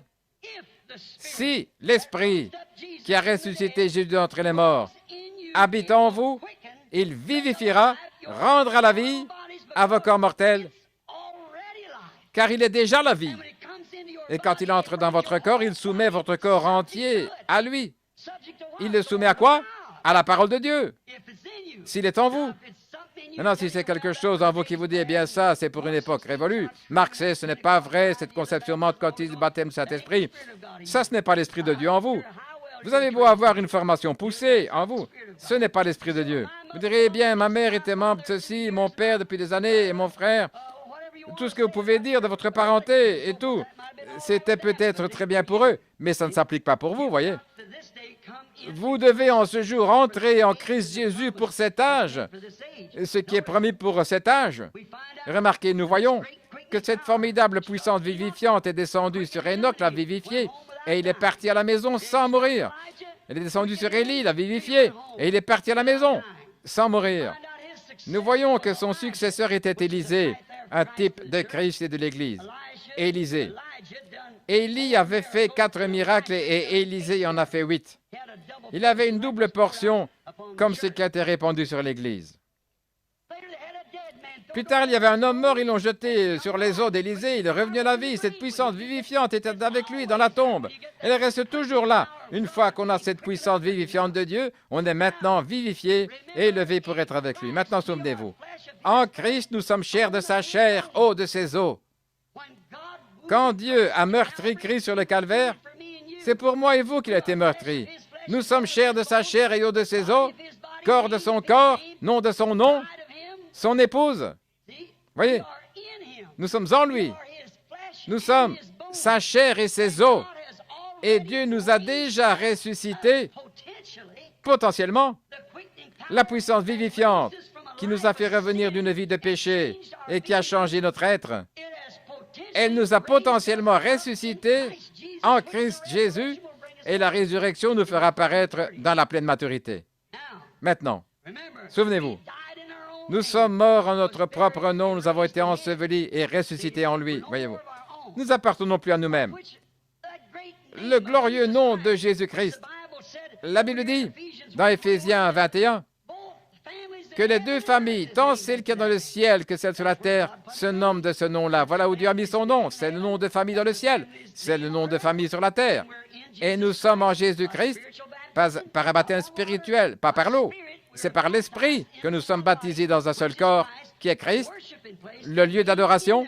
Et alors, étant dans ce lieu, pour nous, en étant sur ce terrain, c'est comme le titre de propriété incontestable. Vous dites, j'ai acheté un terrain, il ne vous appartient pas tant que vous n'avez pas un certificat incontestable. Mais une fois que vous avez ce certificat, ça démontre que ce terrain a été déclaré libre de toute créance. Et de même, quand vous devenez chrétien et que vous acceptez Christ comme votre sauveur, alors, quand Dieu fait descendre le certificat incontestable, ça montre, peu importe ce qu'a fait votre père, votre mère, quiconque d'autre, que votre mère ou votre père était ivrogne ou prostituée, quoi que ce soit, tous les péchés sont effacés. Vous avez un titre de propriété incontestable. Rien ne peut vous chasser de ce lieu. Et tout ce qui est sur ce terrain vous appartient. Amen. De même, une fois que vous êtes en Jésus-Christ par le baptême du Saint-Esprit, tous les dons de Dieu se trouvent là dans l'Église. C'est un titre incontestable. C'est à vous. Ça vous appartient. Cela vivifie votre corps mortel. Oh là là, quand on y pense. Considérons un peu ces fidèles au jour de la Pentecôte. Ils étaient tous là-haut dans la chambre haute. Ils avaient très peur. Ils avaient bien le titre de propriété, d'accord, mais ils avaient peur. Tout à coup, il vint du ciel un bruit. Le certificat incontestable leur avait été envoyé. Comme un vent impétueux qui remplit toute la maison, ils étaient assis. Cela les a vivifiés au point où toute la lâcheté. L'un d'eux avait tellement peur qu'il a même nié qu'il n'était pas pharisien ou qu'il n'était pas sadducéen. Mais quand le Saint-Esprit est descendu et l'a baptisé en Jésus-Christ, il est devenu chair de sa chair, eau de ses eaux, parole de sa parole. Il était une nouvelle création, une nouvelle personne. Ça a vivifié son corps. Regardez ce qu'il a fait, l'effet que ça fait sur vous. Il ne vous fait pas aller dire, je suis méthodiste, baptiste, je sais bien que je ne devrais pas fumer, je ne devrais pas avoir ceci, je ne devrais pas porter ce genre de vêtements, je ne devrais pas faire ceci. Oui, il vous vivifie au point que vous ne pouvez pas faire autrement. Il vivifie votre corps mortel. Regardez, il a vivifié leur corps. Ils se sont élevés tellement près du ciel qu'il a vivifié leur corps pour leur faire parler une langue qu'ils n'avaient jamais connue auparavant. Il a vivifié leur corps. Ils ont parlé dans une nouvelle langue céleste. Ils sont entrés dans la présence de Dieu en étant vivifiés par le baptême du Saint-Esprit. La puissance vivifiante de Dieu les a baptisés là-dedans. Ils étaient alors dans le lieu d'adoration. Ils se trouvaient là où ils pouvaient adorer. Plus jamais le Sanhédrin ni rien d'autre ne pouvait les entraver parce qu'ils avaient été vivifiés de nouvelles personnes. Et ça, après avoir été baptisés. Regardez le brave Étienne. Il est entré dans la voie pourvue par Dieu. Il a été vivifié par la puissance de Dieu. Il est entré par la porte, la voie pourvue par Dieu. Et même quand ils ont voulu le tuer, le faire mourir en le lapidant, il a dit, je vois les cieux ouverts. Et Jésus, debout à la droite de Dieu. Voilà la puissance vivifiante. Il a été vivifié au point d'aller jusque dans le sein de Dieu. Et il y avait Philippe, rempli de la puissance vivifiante. Là, en Samarie, en train d'avoir un grand réveil. Cette merveilleuse puissance vivifiante, une fois qu'il était en Christ, venu à un endroit où des milliers de personnes l'écoutaient. Et il a dit, pars d'ici maintenant, Philippe. Je veux que tu ailles dans le désert, là, à Gaza. Il y a un homme là, je veux que tu le rencontres. Il n'a pas fait de question. Pas question du tout. Il était rempli de la puissance vivifiante. Il était en Christ, il était dans le lieu pourvu par Dieu, là où Dieu pouvait lui parler. Dieu lui a parlé, il a dit, pas de question. Il m'a dit que j'allais être guéri. Je ne sais pas, je me sens terriblement mal aujourd'hui. Oh là là. Eh bien, il m'a dit que j'ai le Saint-Esprit, mais parfois j'en doute. Philippe connaissait parfaitement la voix de Dieu, car il était venu par le chemin pourvu par Dieu. Il n'a pas fait d'objection en disant « Mais oh Dieu, j'ai tellement de gens, il faut que je reste ici, il faut que je voie avec le surveillant général, il faut que je parle à l'évêque, voyez-vous. » Rien de ça. Il a obéi à Dieu, il est allé dans le désert. Il a trouvé un homme là, un eunuque, un Éthiopien, un homme de couleur qui passait là, en train de lire un passage de Isaïe. Il lui a dit « Comprends-tu ce que tu lis ?» Il a dit « Comment pourrais-je comprendre si quelqu'un ne m'enseigne pas ?» Philippe est monté sur le char et commencé à lui parler du Seigneur. Il a dit « Voici de l'eau, qu'est-ce qui m'empêche d'être baptisé ?» Il a dit « Si tu crois de tout ton cœur, de toute ton âme, de toute ta pensée, de toute ta force. » Ils sont descendus du char et il l'a baptisé. Philippe était tellement rempli de cette puissance vivifiante qu'il l'a enlevé. Et l'eunuque ne le vit plus, pensez-y. Dans son corps mortel, son corps physique avait été enlevé. L'eunuque ne le vit plus. Je crois que c'est la vérité. Dieu a pu l'amener à un autre endroit, là où il avait besoin de lui. Il avait été enlevé. Vous savez, même la mort ne peut pas ôter ça de vous quand vous êtes en Christ dans le lieu de Dieu. Regardez, Moïse l'avait. Il était un prophète à qui la parole de Dieu venait. Combien de Corées se sont élevés en disant « Nous avons besoin d'une organisation et toi, tu t'arroges la place d'un seul homme ?» Dieu a dit « Sépare-toi, je vais l'engloutir. » Et les Datans et tout ça ne l'a pas dérangé, il a simplement continué d'avancer. Et quand Moïse est mort et qu'elle a été enterrée par les anges, cette puissance vivifiante est restée sur lui. En effet, 800 ans plus tard, là, dans les pays promis, en train de parler à Jésus, cette puissance vivifiante était toujours sur lui. Voilà le lieu d'adoration de Dieu. Comment savez-vous? Il était prophète. La parole est venue au prophète. Et il était la parole de Dieu manifestée pour son époque. Amen. Voyez-vous, on ne peut pas mourir une fois qu'on a été vivifié. Oh, si seulement l'Église voyait ça. Mais ce n'est pas ce que vous allez être, mais que vous l'êtes déjà. C'est le diable qui essaye de vous voler ça. Eh bien, vous direz, je vais vous dire, moi j'appartiens à ceci. Peu m'importe à quoi vous appartenez. Vous devez être né, régénéré, baptisé en Jésus-Christ par le Saint-Esprit, vivifié à chaque parole. Votre esprit en vous ponctuera chaque personne de la Bible d'un Amen. Sinon, s'il secoue la tête devant une seule d'entre elles, débarrassez-vous de cet esprit-là. Ce n'est pas l'Esprit de Dieu qui mettrait en doute la parole de Dieu. Il observe la parole de Dieu. Il ne fait pas que la croire, mais il la fait vivre. Il manifeste la parole de Dieu. Oui. Remarquez aussi les saints de l'Ancien Testament. Potentiellement sous l'ancien sacrifice, ils attendaient le nouveau sacrifice qui allait venir. Ils avaient une bonne conscience devant Dieu. Dans Matthieu 27, il nous a dit, quand Jésus est ressuscité et qu'il est sorti du tombeau, nous venons de commémorer ici il y a quelques semaines Pâques, la Bible dit que plusieurs saints qui étaient endormis dans la poussière de la terre ressuscitèrent lors de sa résurrection. Ils entrèrent dans la ville et apparurent à beaucoup. Qu'est-ce qu'ils étaient? Ils étaient des manifestations de la parole promise de Dieu. Le seul lieu où l'on peut rencontrer Dieu sous ce sacrifice. Dans 1 Thessaloniciens 4,16, la Bible dit aussi que les saints du Nouveau Testament paraîtront avec lui quand il viendra. Ceux qui sont maintenant vivifiés en lui. Comment entre-t-on en lui? Par le baptême spirituel, la puissance de Dieu, le lieu où l'on peut le rencontrer en Jésus. Jésus est la voie pourvue par Dieu. Remarquez, Jésus était tellement certain de qui il était. Il savait qu'il était le Fils de Dieu. Il savait qu'il était né d'une vierge.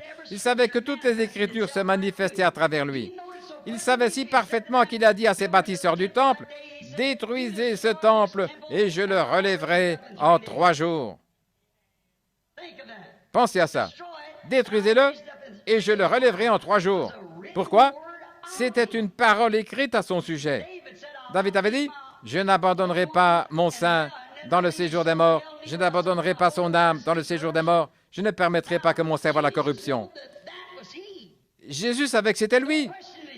Aucun doute dans son esprit. Il savait qu'en 72 heures, le corps se corrompt. À l'intérieur de ce délai, 72 heures. Il allait donc revenir à la vie. C'est pourquoi il a dit, « Détruisez ce temple et je le relèverai en 3 jours. » Pourquoi? Cette parole avait été écrite à son sujet. Écrite à son sujet parce qu'il était la manifestation de la parole écrite de Dieu pour ce jour-là. Eh bien, forcément, alléluia, il y a forcément quelque part la parole de Dieu manifestée pour aujourd'hui. Il a parlé de ce jour. Il a dit ce qui allait arriver en ce jour-ci. Nous savons ce qui va arriver. Et de voir cela se manifester en vous, alors, ça indique que vous êtes dans l'Église de Dieu. En dehors de ça, vous vous appelez méthodiste, baptiste, n'importe quoi. Il n'y a qu'un seul lieu de rencontre, c'est en Christ Jésus.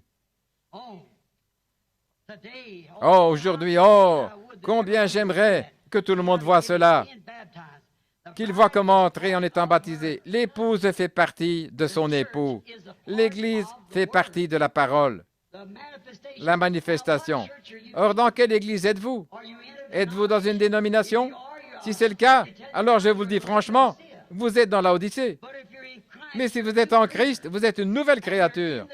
Et vous êtes dans l'Église du Dieu vivant, accompagné de la manifestation des choses mêmes qu'il avait faites à son époque, cela devant se manifester de nouveau en ce jour, accomplissant la même chose qu'il avait annoncée. Alors voilà la véritable Église. On y entre par un baptême spirituel, pas par une adhésion, pas par autre chose, mais on entre dans son corps par le baptême du Saint-Esprit. Très bien.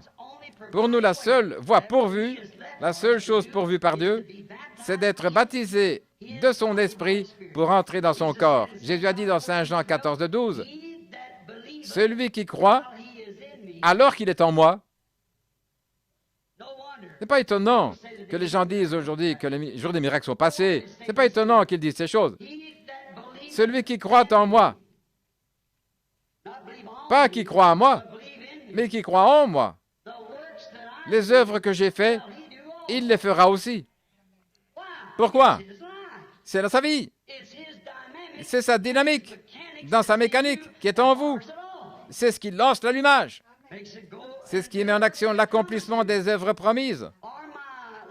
Autrement dit, ma vie en lui m'a vivifié par son esprit pour faire agir sa parole, qui est la mécanique au moyen de sa dynamique. Hébreux 13:8, Jésus-Christ est le même hier, aujourd'hui et éternellement. Et aussi, dans Marc, chapitre 17, verset 30, dans l'évangile de Saint Marc, écoutez, Jésus a promis ces choses dans les derniers jours. Il est le même hier, aujourd'hui, éternellement. Il a promis dans Malachie 4 qu'il allait ramener les cœurs des gens dans les derniers jours à la foi des pères. Il l'a promis. Il a promis dans de nombreux passages de la Bible des choses qu'il allait faire. Encore un peu de temps et le monde ne me verra plus, mais vous me verrez. Je serai avec vous, en vous, tous les jours, jusqu'à la fin du monde. Et remarquez aussi, dans l'évangile de Saint Luc 17:30, ce qui arriva au jour de Sodome. Vous savez ce qui s'est passé à Sodome? Regardez la Californie. Pas seulement la Californie, les États-Unis. Pas seulement les États-Unis, mais le monde. Regardez la folie des adolescents. Je l'ai dit l'autre jour. Ils avaient fait une enquête là-bas dans les écoles de l'Arizona où j'habite, et 80% des enfants scolarisés sont mentalement retardés. Et leurs enfants à eux, qu'est-ce qu'ils seront? Il ne peut plus y avoir une autre génération. Nous sommes à la fin. Jésus a dit que ces choses allaient arriver. Regardez toute cette télévision et toute cette fiction qui se met en place. Je prédis qu'il viendra un temps où les gens seront complètement, totalement fous. Le monde sera comme ça. La Bible parle de spectacles hideux, comme ils en montrent aujourd'hui dans les films. Les œufs d'un genre de créature préhistorique qui aurait vécu dans la Terre pendant des milliers et des millions d'années, qui éclosent et qui font apparaître quelque chose. Eh bien, c'est à côté de ce qui va produire. Quand l'enfer va s'ouvrir et que le diable sortira avec toutes ces affaires mystérieuses, des sauterelles avec des cheveux comme ceux des femmes et des dents comme celles de lion, oh, le monde sera complètement, totalement fou. On y est presque maintenant. Il s'en faut d'1 degré. Oh, il nous faut la gloire de Dieu. Il nous faut la venue du Seigneur Jésus. Il nous faut le Saint-Esprit. Il nous faut la connaissance, il nous faut la présence vivante du Dieu vivant. Jésus a dit dans l'évangile de Saint Marc, il a dit, en ce jour-là, le Fils de l'homme sera révélé. Ne vous souvenez pas le Fils de Dieu. Il est venu dans 3 noms de fils. Le Fils de l'homme, le Fils de Dieu, le Fils de David. Quand il était sur la terre, il est venu en tant que Fils de l'homme. Il était prophète. Le Fils de l'homme, c'est un prophète. Jéhovah lui-même a appelé les prophètes, Jérémie et les autres, Fils de l'homme, que vois-tu? Jésus est venu parce que selon les Écritures, il fallait qu'il vienne en tant que Fils de l'homme. Moïse a dit, l'Éternel votre Dieu suscitera un prophète semblable à moi. Donc il fallait qu'il soit prophète, Fils de l'homme. Mais après sa mort, son ensevelissement, sa résurrection, maintenant, il a été Fils de Dieu, le surnaturel, le Saint-Esprit. Mais il a promis que juste avant la venue du temps de la fin, le monde deviendrait semblable à Sodome. Quand un homme est descendu sous forme humaine, ils étaient 3, 2 anges, et Dieu lui-même. C'était Dieu. La Bible le dit. Maintenant, il est descendu et il s'est manifesté là en ayant le dos tourné à la tente dans laquelle se trouvait Sarah et en disant à Abraham ce que Sarah pensait dans la tente. Est-ce correct? Alors Jésus lui-même a dit, au jour où le Fils de l'homme sera révélé. Autrement dit, le Fils de l'homme, le ministère de Jésus-Christ lui-même. L'Église passera par la justification avec Luther, sanctification avec Wesley, par le baptême du Saint-Esprit, les pentecôtistes, et elle continuera jusqu'à la perfection du Fils de l'homme, là où l'époux et l'épouse seront la même personne. Dieu sera à tel point manifesté dans son épouse, son Église, qu'ils seront pareils. Ils sont un. Maintenant, vous voyez où nous en sommes. Ne vous attachez pas à cette tradition, à ce credo. Ils faisaient l'affaire en leur jour. Mais maintenant, la fleur s'est épanouie. C'est le temps de la semence. C'est vrai. Jésus a promis ces choses. Maintenant, quand nous voyons Dieu faire vivre sa promesse devant nous, et que nous voyons qu'elle est en nous, et que son esprit vit en nous, c'est le seul moyen de rendre l'adoration, le seul lieu d'adoration, le seul véritable moyen d'adorer. Car il n'y a aucune condamnation pour ceux qui sont en Christ Jésus. Dieu a fait la promesse. Jésus a dit, « Les choses que je fais, vous les ferez aussi. » Il a annoncé ce qu'il a fait en ce dernier jour, au long de cet âge, qui ne serait ni lumière ni jour. Ce serait un genre de temps obscurci, il a dit, mais vers le soir, il y aura de la lumière. Le soleil se lève à l'est et se couche à l'ouest. Le même soleil qui se lève à l'est se couche à l'ouest. La civilisation a parcouru le même trajet. Elle a traversé 3 masses d'eau, 3 formes de baptême. Oh oui, depuis l'Asie jusqu'en Europe, de l'Europe en Angleterre et de l'Angleterre jusqu'aux États-Unis. Et maintenant, voilà où nous en sommes de nouveau, ici cet après-midi, sur la côte ouest. Là où la barrière du péché, toutes les puissances des ténèbres abondent ici. Ces films, spectacles télévisés, les hommes qui embrassent les femmes, ceux qui empoisonnent l'esprit des jeunes filles. Saviez-vous qu'un homme qui embrasse une femme est moralement tenu de l'épouser? C'est un acte sexuel potentiel. Certainement. Oui, monsieur. Qu'est-ce que c'est? Ce sont les glandes masculines dans les lèvres de l'homme et les glandes féminines. Quand les glandes masculines et féminines s'unissent, c'est sexuel. Regardez Hollywood. Regardez les jeunes filles là dans les parcs, les garçons vautrés sur elles et tout ça. Et ces jeunes chantent même dans les chorales. Et c'est Elvis Presley et tout qu'on a aujourd'hui. Ça jette la honte sur le nom de l'Amérique, sur ce que nos ancêtres ont défendu et pourquoi ils ont donné leur vie.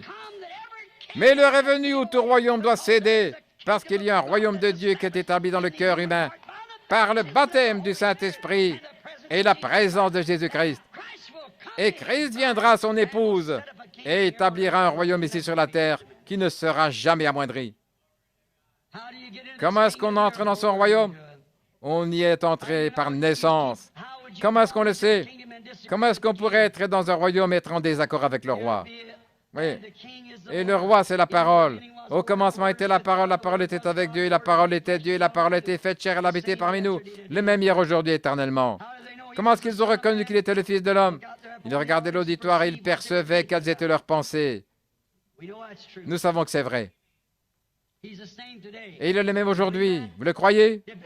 Est-ce que Billy a donné les cartes de prière? J'ai oublié de lui demander. Est-ce qu'il a donné les cartes de prière? Très bien. Je vais vous dire, si vous avez assez de foi, moi j'ai foi pour croire que Dieu, qui a fait la promesse, peut prouver ici même qu'il est Dieu, sans que quelqu'un vienne sur cette estrade. J'ai en cœur de prendre cette initiative en me fondant sur la promesse de la parole du Dieu vivant. Regardez, je vais vous montrer quelque chose. Cette puissance vivifiante, nous allons la mettre en œuvre. Je vais vous montrer. Combien croient avoir la puissance vivifiante? Alors qu'en est-il de poser vos mains sur les malades? Quand les disciples ont reçu la puissance vivifiante venue sur eux le jour de la Pentecôte, qu'est-ce qu'ils ont fait? Ils sont sortis imposer les mains aux malades et ils ont été guéris. Jésus a dit dans Marc 16, cela se poursuivra jusqu'à la fin du monde. Jusqu'à quand? L'époque des apôtres? Allez par tout le monde et prêchez l'Évangile à toute la création. Voici les signes qui accompagneront ceux qui auront cru. S'ils imposent les mains aux malades, ils seront guéris. Voilà la puissance vivifiante, la même que celle qui était sur les eaux d'Élysée. Et cette même puissance vivifiante est sur les saints, qui les a ressuscités. Si cette même puissance vivifiante est en nous, posez les mains sur les malades et ils seront guéris. J'ai remarqué là, je ne pratique quasi plus le discernement. Je pose simplement sur les malades. Et alors j'ai remarqué, sinon je n'arriverai même pas à m'occuper d'un tiers des gens. Et si j'arrive à en atteindre plus que jamais auparavant, et je constate que les résultats sont meilleurs que lorsque je me mets simplement dans les mains de Dieu en disant « Seigneur Dieu, tu l'as promis, c'est ta promesse, ce n'est pas la mienne, c'est la tienne. Tu as promis de le faire, et je t'ai vu le faire, et je vais croire que tu vas le faire, parce que j'ai été baptisé dans ton corps, et que ton esprit est ici pour attester que c'est la vérité. » Amen. Voilà le lieu d'adoration. Et là, vous entrez dans un lieu où tout est possible. Là, vous entrez dans un lieu où vos motifs et vos objectifs, ce que vous voulez réaliser, c'est exactement dans la volonté de Dieu. Et à ce moment-là, quand vous imposez les mains, que vous le croyez, ça doit se passer. Vous le croyez? Je crois avant même qu'on appelle un numéro de carte de prière ou quoi que ce soit, que le Dieu Tout-Puissant peut me dire ce que vous avez là où vous êtes, ce que vous devez faire, ce que vous n'auriez pas dû faire. Ça, c'est prendre l'initiative. C'est vrai, je le sais. Mais c'est exactement ce que Dieu veut que nous fassions. Vous le croyez?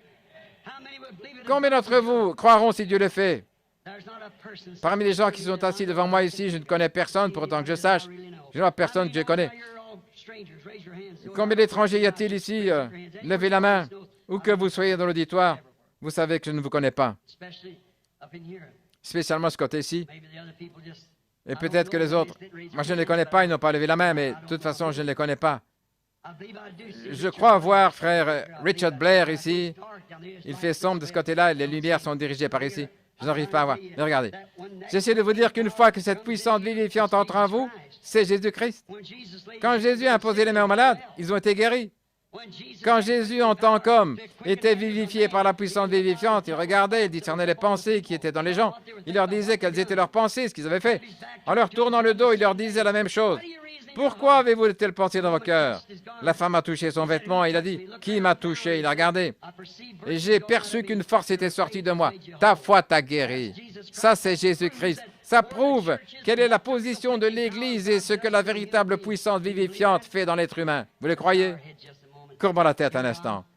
Cher Dieu, nous avons lutté contre Satan cet après-midi avec ces micros, car nous savons que les gens n'ont probablement guère entendu plus qu'à la moitié, avec l'écho qu'il y avait dans la salle. Mais, oh Dieu, je prie que le Saint-Esprit tienne compte de ça. Seigneur, pour montrer aux gens que nous ne sommes pas un groupe mort qui se traîne avec une espérance incertaine. J'espère que... Mais nous sommes vivants maintenant, vivifiés par la puissance de la résurrection de Christ Jésus. Jésus-Christ vit en nous. Nous le croyons, Seigneur. Nous prétendons à aucune gloire pour nous-mêmes. Comme sur la montagne de la transfiguration où chacun de nous était représenté. Moïse était là, celui qui est mort et ressuscité. Élie était là, les saints vivifiés qui seront enlevés au dernier jour. Oh, et ils ont vu, en se retournant, ils ont vu Jésus seul. Nous savons, Seigneur, nous ne voulons pas que les gens nous voient. Ce n'est pas pour ça que nous sommes là. Loin de là. Mais Seigneur, cela réjouit vraiment nos cœurs quand nous voyons Jésus glorifié parmi nous. Quand nous le voyons, lui, glorifié. Quand nous voyons sa parole, car il est la parole. Quand nous voyons que nous lisons là dans la Bible, que c'est ce qu'il a promis de faire. Et ensuite, nous le voyons s'accomplir en nous. Oh Dieu, cela nous remplit d'humilité, de savoir que sa présence vivante, nous ne sommes pas rattachés à quoi que ce soit. Nous n'avons pas négocié quoi que ce soit. Nous avons simplement cru, Seigneur, en vue de recevoir la vie éternelle. Et tu nous as scellés là par le baptême du Saint-Esprit. Tu as vivifié notre corps, tu as vivifié notre esprit. Tu nous as vivifiés pour avoir des visions, des prophéties, parler en langue. Nous avons vu produire des grands signes, des prodiges. C'est le Dieu vivant. Nous sommes dans ce corps. Pour le monde, c'est une folie, pour ceux qui périssent. Mais pour nous qui croyons, c'est la puissance de Dieu en vue de la vie éternelle. Nous te remercions pour cela, Père. Maintenant qu'on sache aujourd'hui, Seigneur, que tu es Dieu, que tu n'as jamais changé d'avis à propos d'une seule parole que tu as prononcée, et que tu es le même hier, aujourd'hui, éternellement. Et le seul et unique chemin que Dieu a pourvu, le seul homme en qui Dieu ait jamais mis son nom, c'était son propre Fils qui portait son nom, Jésus, Dieu, Jéhovah, Sauveur, Emmanuel, la porte de la bergerie, celui qui était, qui est et qui vient, la racine et la postérité, à la fois la racine et la postérité de David, l'étoile du matin, le lys de la vallée. Oh Dieu, comme c'est merveilleux! Ce n'est pas étonnant qu'Ésaïe a dit, « Conseiller, prince de la paix, Dieu puissant, Père éternel. » Oh, nous n'avons pas d'autre Père que toi, Seigneur. Tu es notre Père, tu es notre Mère, tu es tout ce que nous sommes, tout ce que nous pourrions être. Nous ne voulons rien voir d'autre que Jésus glorifié. Père, je m'en suis peut-être mal tiré cet après-midi, mais considère l'intention de mon cœur et exauce-moi, Dieu bien-aimé. Et qu'il soit dit qu'aujourd'hui, Jésus-Christ a été glorifié ici même, dans ce temple. Accorde-le, Père, car c'est en son nom que nous le demandons, alors que j'attends humblement avec cet auditoire de te voir agir par ton esprit. Amen. Maintenant, je vous demanderai de faire quelque chose pour moi. Une question solennelle. Répondez comme si c'était la dernière fois que vous répondez à quelqu'un. Croyez-vous que c'est la vérité? Croyez-vous qu'il n'existe pas une église ou une dénomination qui puisse être reconnue dans la présence de Dieu? Vous croyez ça? Il n'en existe aucune. Il n'y a que ceux qui sont nés en Jésus-Christ qui portent son nom. C'est vrai. C'est par naissance qu'on porte son nom, pas par le baptême d'eau. On peut être baptisé en son nom, mais on ne porte pas son nom pour autant. C'est par naissance qu'on porte son nom, pas par l'eau. Vous êtes baptisé dans le nom de Jésus-Christ, oui, pour entrer dans la communion. Mais c'est par le Saint-Esprit qu'on est baptisé en Jésus-Christ. Vous pouvez avoir été baptisé 100 fois, d'une autre façon, toutes les façons que vous voulez, ça n'y change rien. Mais une fois que vous entrez dans le corps de Christ par le baptême du Saint-Esprit, vous devenez un fils ou une fille de Dieu. Et chaque parole est véritable. Et c'est dans ce but qu'il a fait cela. Comme je disais l'autre jour, quand Dieu a agi, qu'il a fait briller le soleil sur la terre, il savait que ces palmiers et tout se trouvaient là sous la terre. Il faisait partie de la terre à l'époque. Et vous aussi. Et quand il a ressuscité le Fils de Dieu le matin de Pâques et qu'il a envoyé le Saint-Esprit, c'était aussi pour vivifier cette semence de vie éternelle dont il savait d'avance, avant la fondation du monde, qu'elle serait là. Il savait que ce micro se comporterait comme ça ce soir. Il savait que vous auriez l'attitude que vous avez. Il est infini. Vous ne pouvez pas l'imaginer avec votre esprit, vous devez l'accepter simplement. Mais je veux dire ceci, ce même Dieu est présent ici cet après-midi, dans son peuple.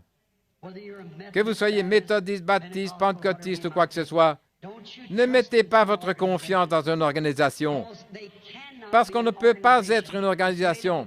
C'est composé de trop de doctrines différentes. Pour Dieu, vous devez être un individu. Vous devez être un individu. C'est avec vous que Dieu traite, pas avec votre Église.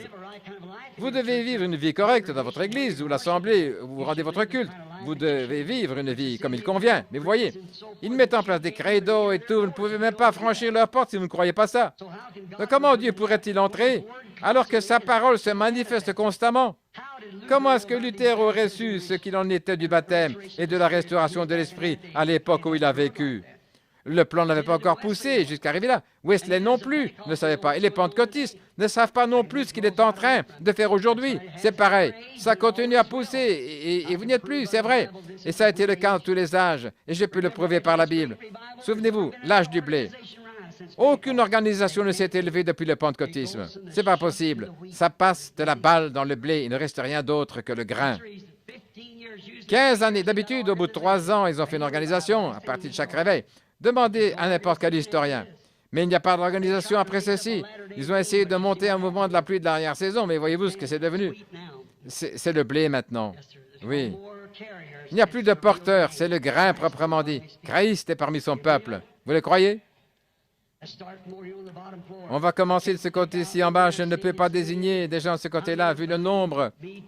Combien croient que je suis son serviteur? Ayez foi en Dieu. Combien de ce côté-ci croient la même chose en disant « Je le crois de tout mon cœur ».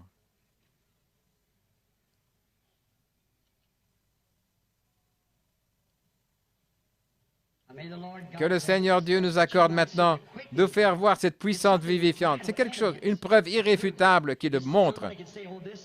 Quelqu'un peut dire, oh ceci, cela, mais il faut que ça se mette en action. Maintenant, il est absolument impossible que je sache quoi que ce soit de vous. Vous le savez. Je ne connais personne à part une personne que je vois. C'est le révérend Blair, là-bas, qui vient de loin dans l'Est, de l'Arkansas, je crois, ou quelque part là-bas. C'est la seule personne que je connaisse parmi celles que je vois dans l'auditoire. Dieu sait que c'est vrai. Donc, il faut que ce soit quelque chose. Je vois ici la petite dame qui est assise là au bout.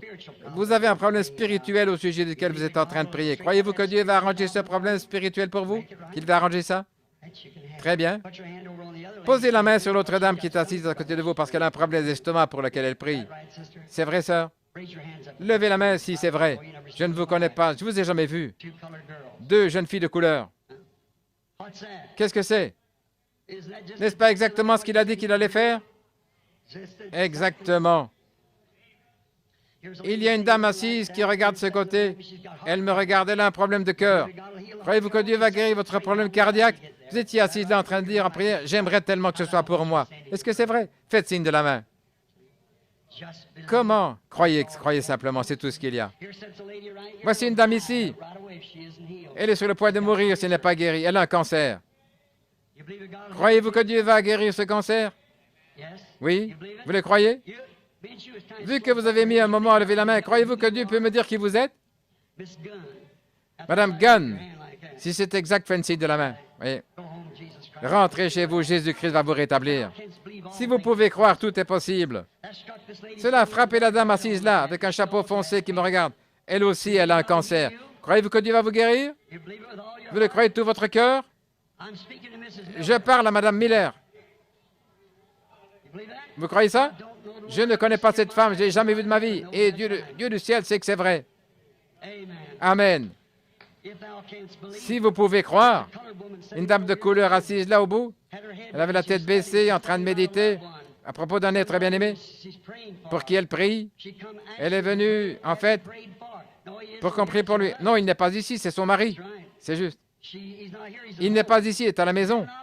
Il a subi une opération, n'est-ce pas? C'est exact. Il souffrait de problèmes de sinus et tout. C'est vrai, n'est-ce pas? Tout ira bien. Votre foi a été forte pour cela. Vous croyez que ça va se réaliser? Amen. Pouvez-vous voir que Jésus-Christ est le même hier, aujourd'hui, éternellement? Demandez donc à ces gens. Ça s'est déroulé en plein dans l'auditoire. Croyez-vous qu'il est ici? Vous sentez cette puissance vivifiante en vous? Eh bien, c'est le Dieu qui vous guérit, les amis. Vous le croyez? Non, je vous demanderai une chose. En effet, tous ceux qui sont malades ici lèvent la main. Il est bientôt 17 heures. Posez les mains les uns sur les autres. Ne dites rien, posez simplement les mains. Les uns sur les autres. Dites, vous le monsieur assis là-bas, qui a une tumeur au dos, croyez-vous que Dieu va enlever cette tumeur de votre dos, monsieur? Croyez-vous qu'il va vous guérir? C'est un jeune homme, il me regarde. Il pensait qu'il allait être oublié. Levez la main, monsieur. C'est vrai. Croyez de tout votre cœur et Dieu va enlever cette tumeur. Alléluia! Je défie tout cet auditoire au nom de Jésus-Christ. Si seulement, ne laissez pas votre conscience s'endurcir par l'incrédulité. Ne voyez-vous pas le Fils de l'homme? Le Fils de l'homme, sous forme d'un message prophétique, qui revient dans son Église sous forme prophétique pour révéler Jésus-Christ le même, hier, aujourd'hui, éternellement. Ce n'est jamais arrivé au cours des âges jusqu'à maintenant.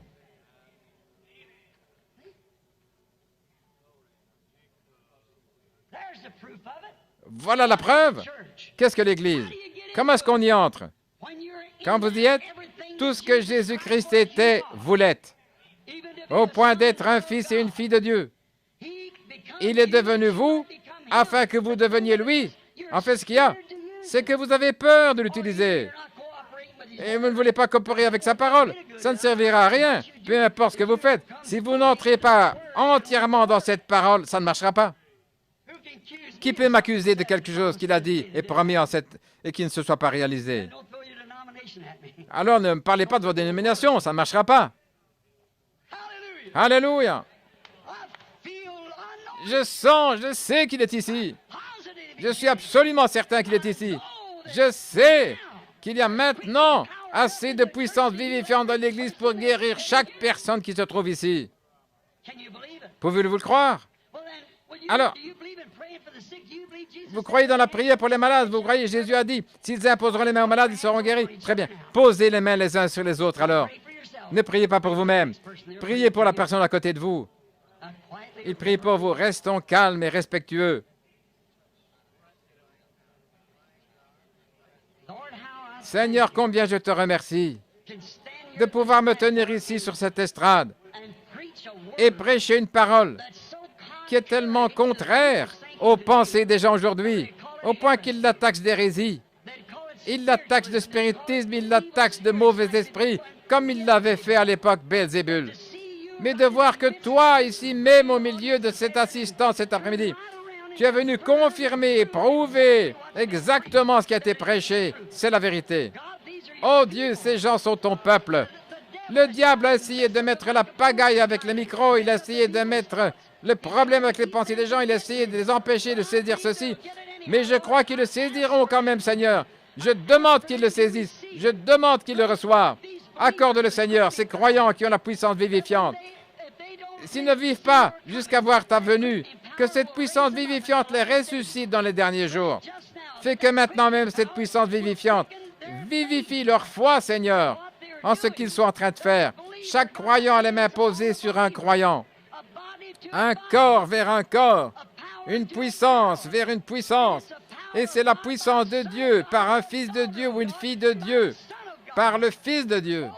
Oh Dieu, que Satan lâche ces gens, qu'ils soient guéris cet après-midi par la puissance de résurrection, de la présence identifiée, Jésus-Christ. Au nom de Jésus-Christ, qu'il en soit ainsi. Gloire à Dieu.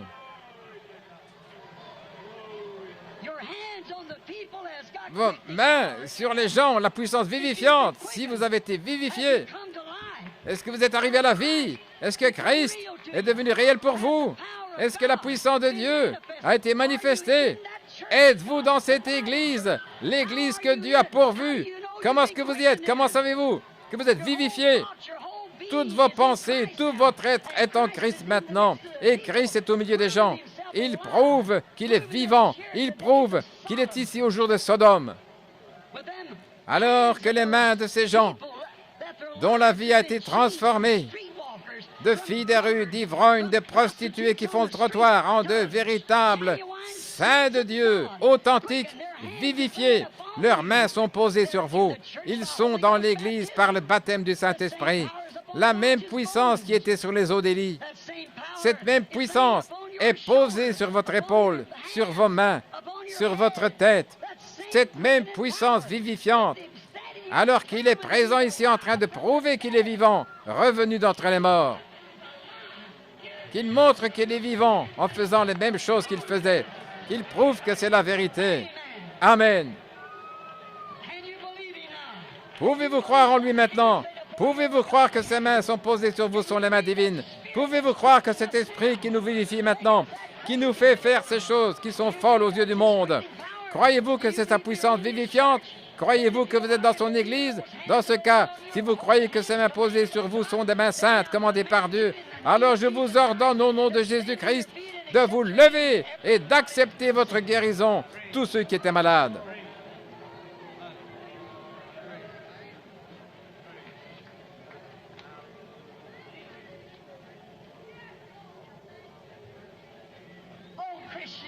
Oh, chrétiens, avez-vous conscience de ce qui vient d'arriver? Avez-vous conscience que là-dehors dans la rue, des millions de gens passent dans la rue aujourd'hui et qu'ils ne sont rien d'autre que de la chair à canon? Avez-vous conscience que ces gens sont morts dans leurs péchés, transgressions, que leurs vies sont noires? Ils sont dans les églises partout, ils écoutent quelques petits exposés et quelque chose leur dictant l'observance d'une certaine chose. Avez-vous réalisé que vous êtes passé de la mort à la vie et que vous avez été baptisé dans le corps du Dieu vivant qui a vivifié vos corps? Et c'est là que se trouve le parler en langue, l'interprétation des langues et que nous voyons Jésus-Christ manifesté parmi nous. La maladie ne peut pas tenir dans un groupe comme celui-ci. Que votre foi s'élance vers lui, croyez en lui en disant « Seigneur Dieu, je crois de tout mon cœur » et vous serez guéris. Y a-t-il des pécheurs ici qui voudraient entrer dans ce corps? Levez les mains, dites « Je n'y suis jamais entré, je n'ai jamais été rempli du Saint-Esprit. Mais frère Branham, je le désire réellement cet après-midi. Voulez-vous prier pour moi? » Levez la main, n'ayez pas honte. Vous êtes dans sa présence. Regardez-moi toutes ces mains. Regardez toutes ces mains. Maintenant, tous ceux qui veulent le baptême du Saint-Esprit, levez la main, où que vous soyez, vous qui le voulez. Maintenant, vous qui avez le Saint-Esprit qui êtes près d'eux, posez vos mains saintes et consacrées sur eux. Si le Saint-Esprit, alléluia, si le Saint-Esprit qui a ressuscité Jésus d'entre les morts habite en vous, il vivifiera votre corps mortel, les ramène à la vie. Cela soumet le corps tout entier à l'Esprit. Maintenant, courbons la tête et que chacun prie pour les gens qui veulent le baptême du Saint-Esprit. Et je crois que Dieu remplira chacun de vous, maintenant même, du Saint-Esprit. Pourquoi attendre, mes amis? Un de ces jours, vous aurez attendu trop longtemps. C'est maintenant le moment. N'attendez pas plus longtemps. Vous êtes ici dans le temple. Vous pouvez rester toute la nuit pour prier. Dieu bien-aimé, je te prie d'envoyer le Saint-Esprit de nouveau, comme un vent impétueux, qu'il remplisse toute la maison après l'identification parfaite à travers laquelle nous avons assisté cet après-midi. Comme quoi tu es vivant et avec les gens. Au nom de Jésus-Christ. Amen.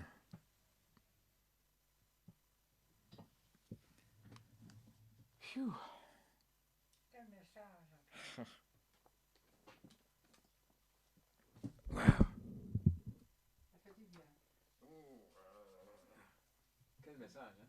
Ça fait du bien. Hein? Ah, Maintenant, on voit. On n'a pas... ça nous parle, hein? Je me souviens avoir lu ce message, mais ça ne m'a pas parlé comme maintenant. Ça nous parle, hein?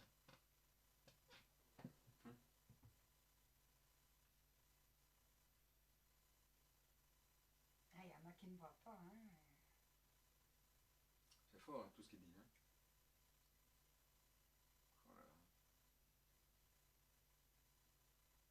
Ouh, j'ai du carburé, hein? Oh là là. C'est long, hein? Parce que 2 heures, non? 1 heure, peut-être 1 heure 3 quarts quand même, hein? Déjà midi et demi. Oh là là. Mais quel message, hein? Hein? Ouais. Comment ça se fait que je ne l'ai pas traduit jusqu'à maintenant? C'est incroyable, hein? Incroyable. Il n'y a qu'un seul endroit, hein, c'est ça. Hein? Donc c'est un chemin étroit. Hein?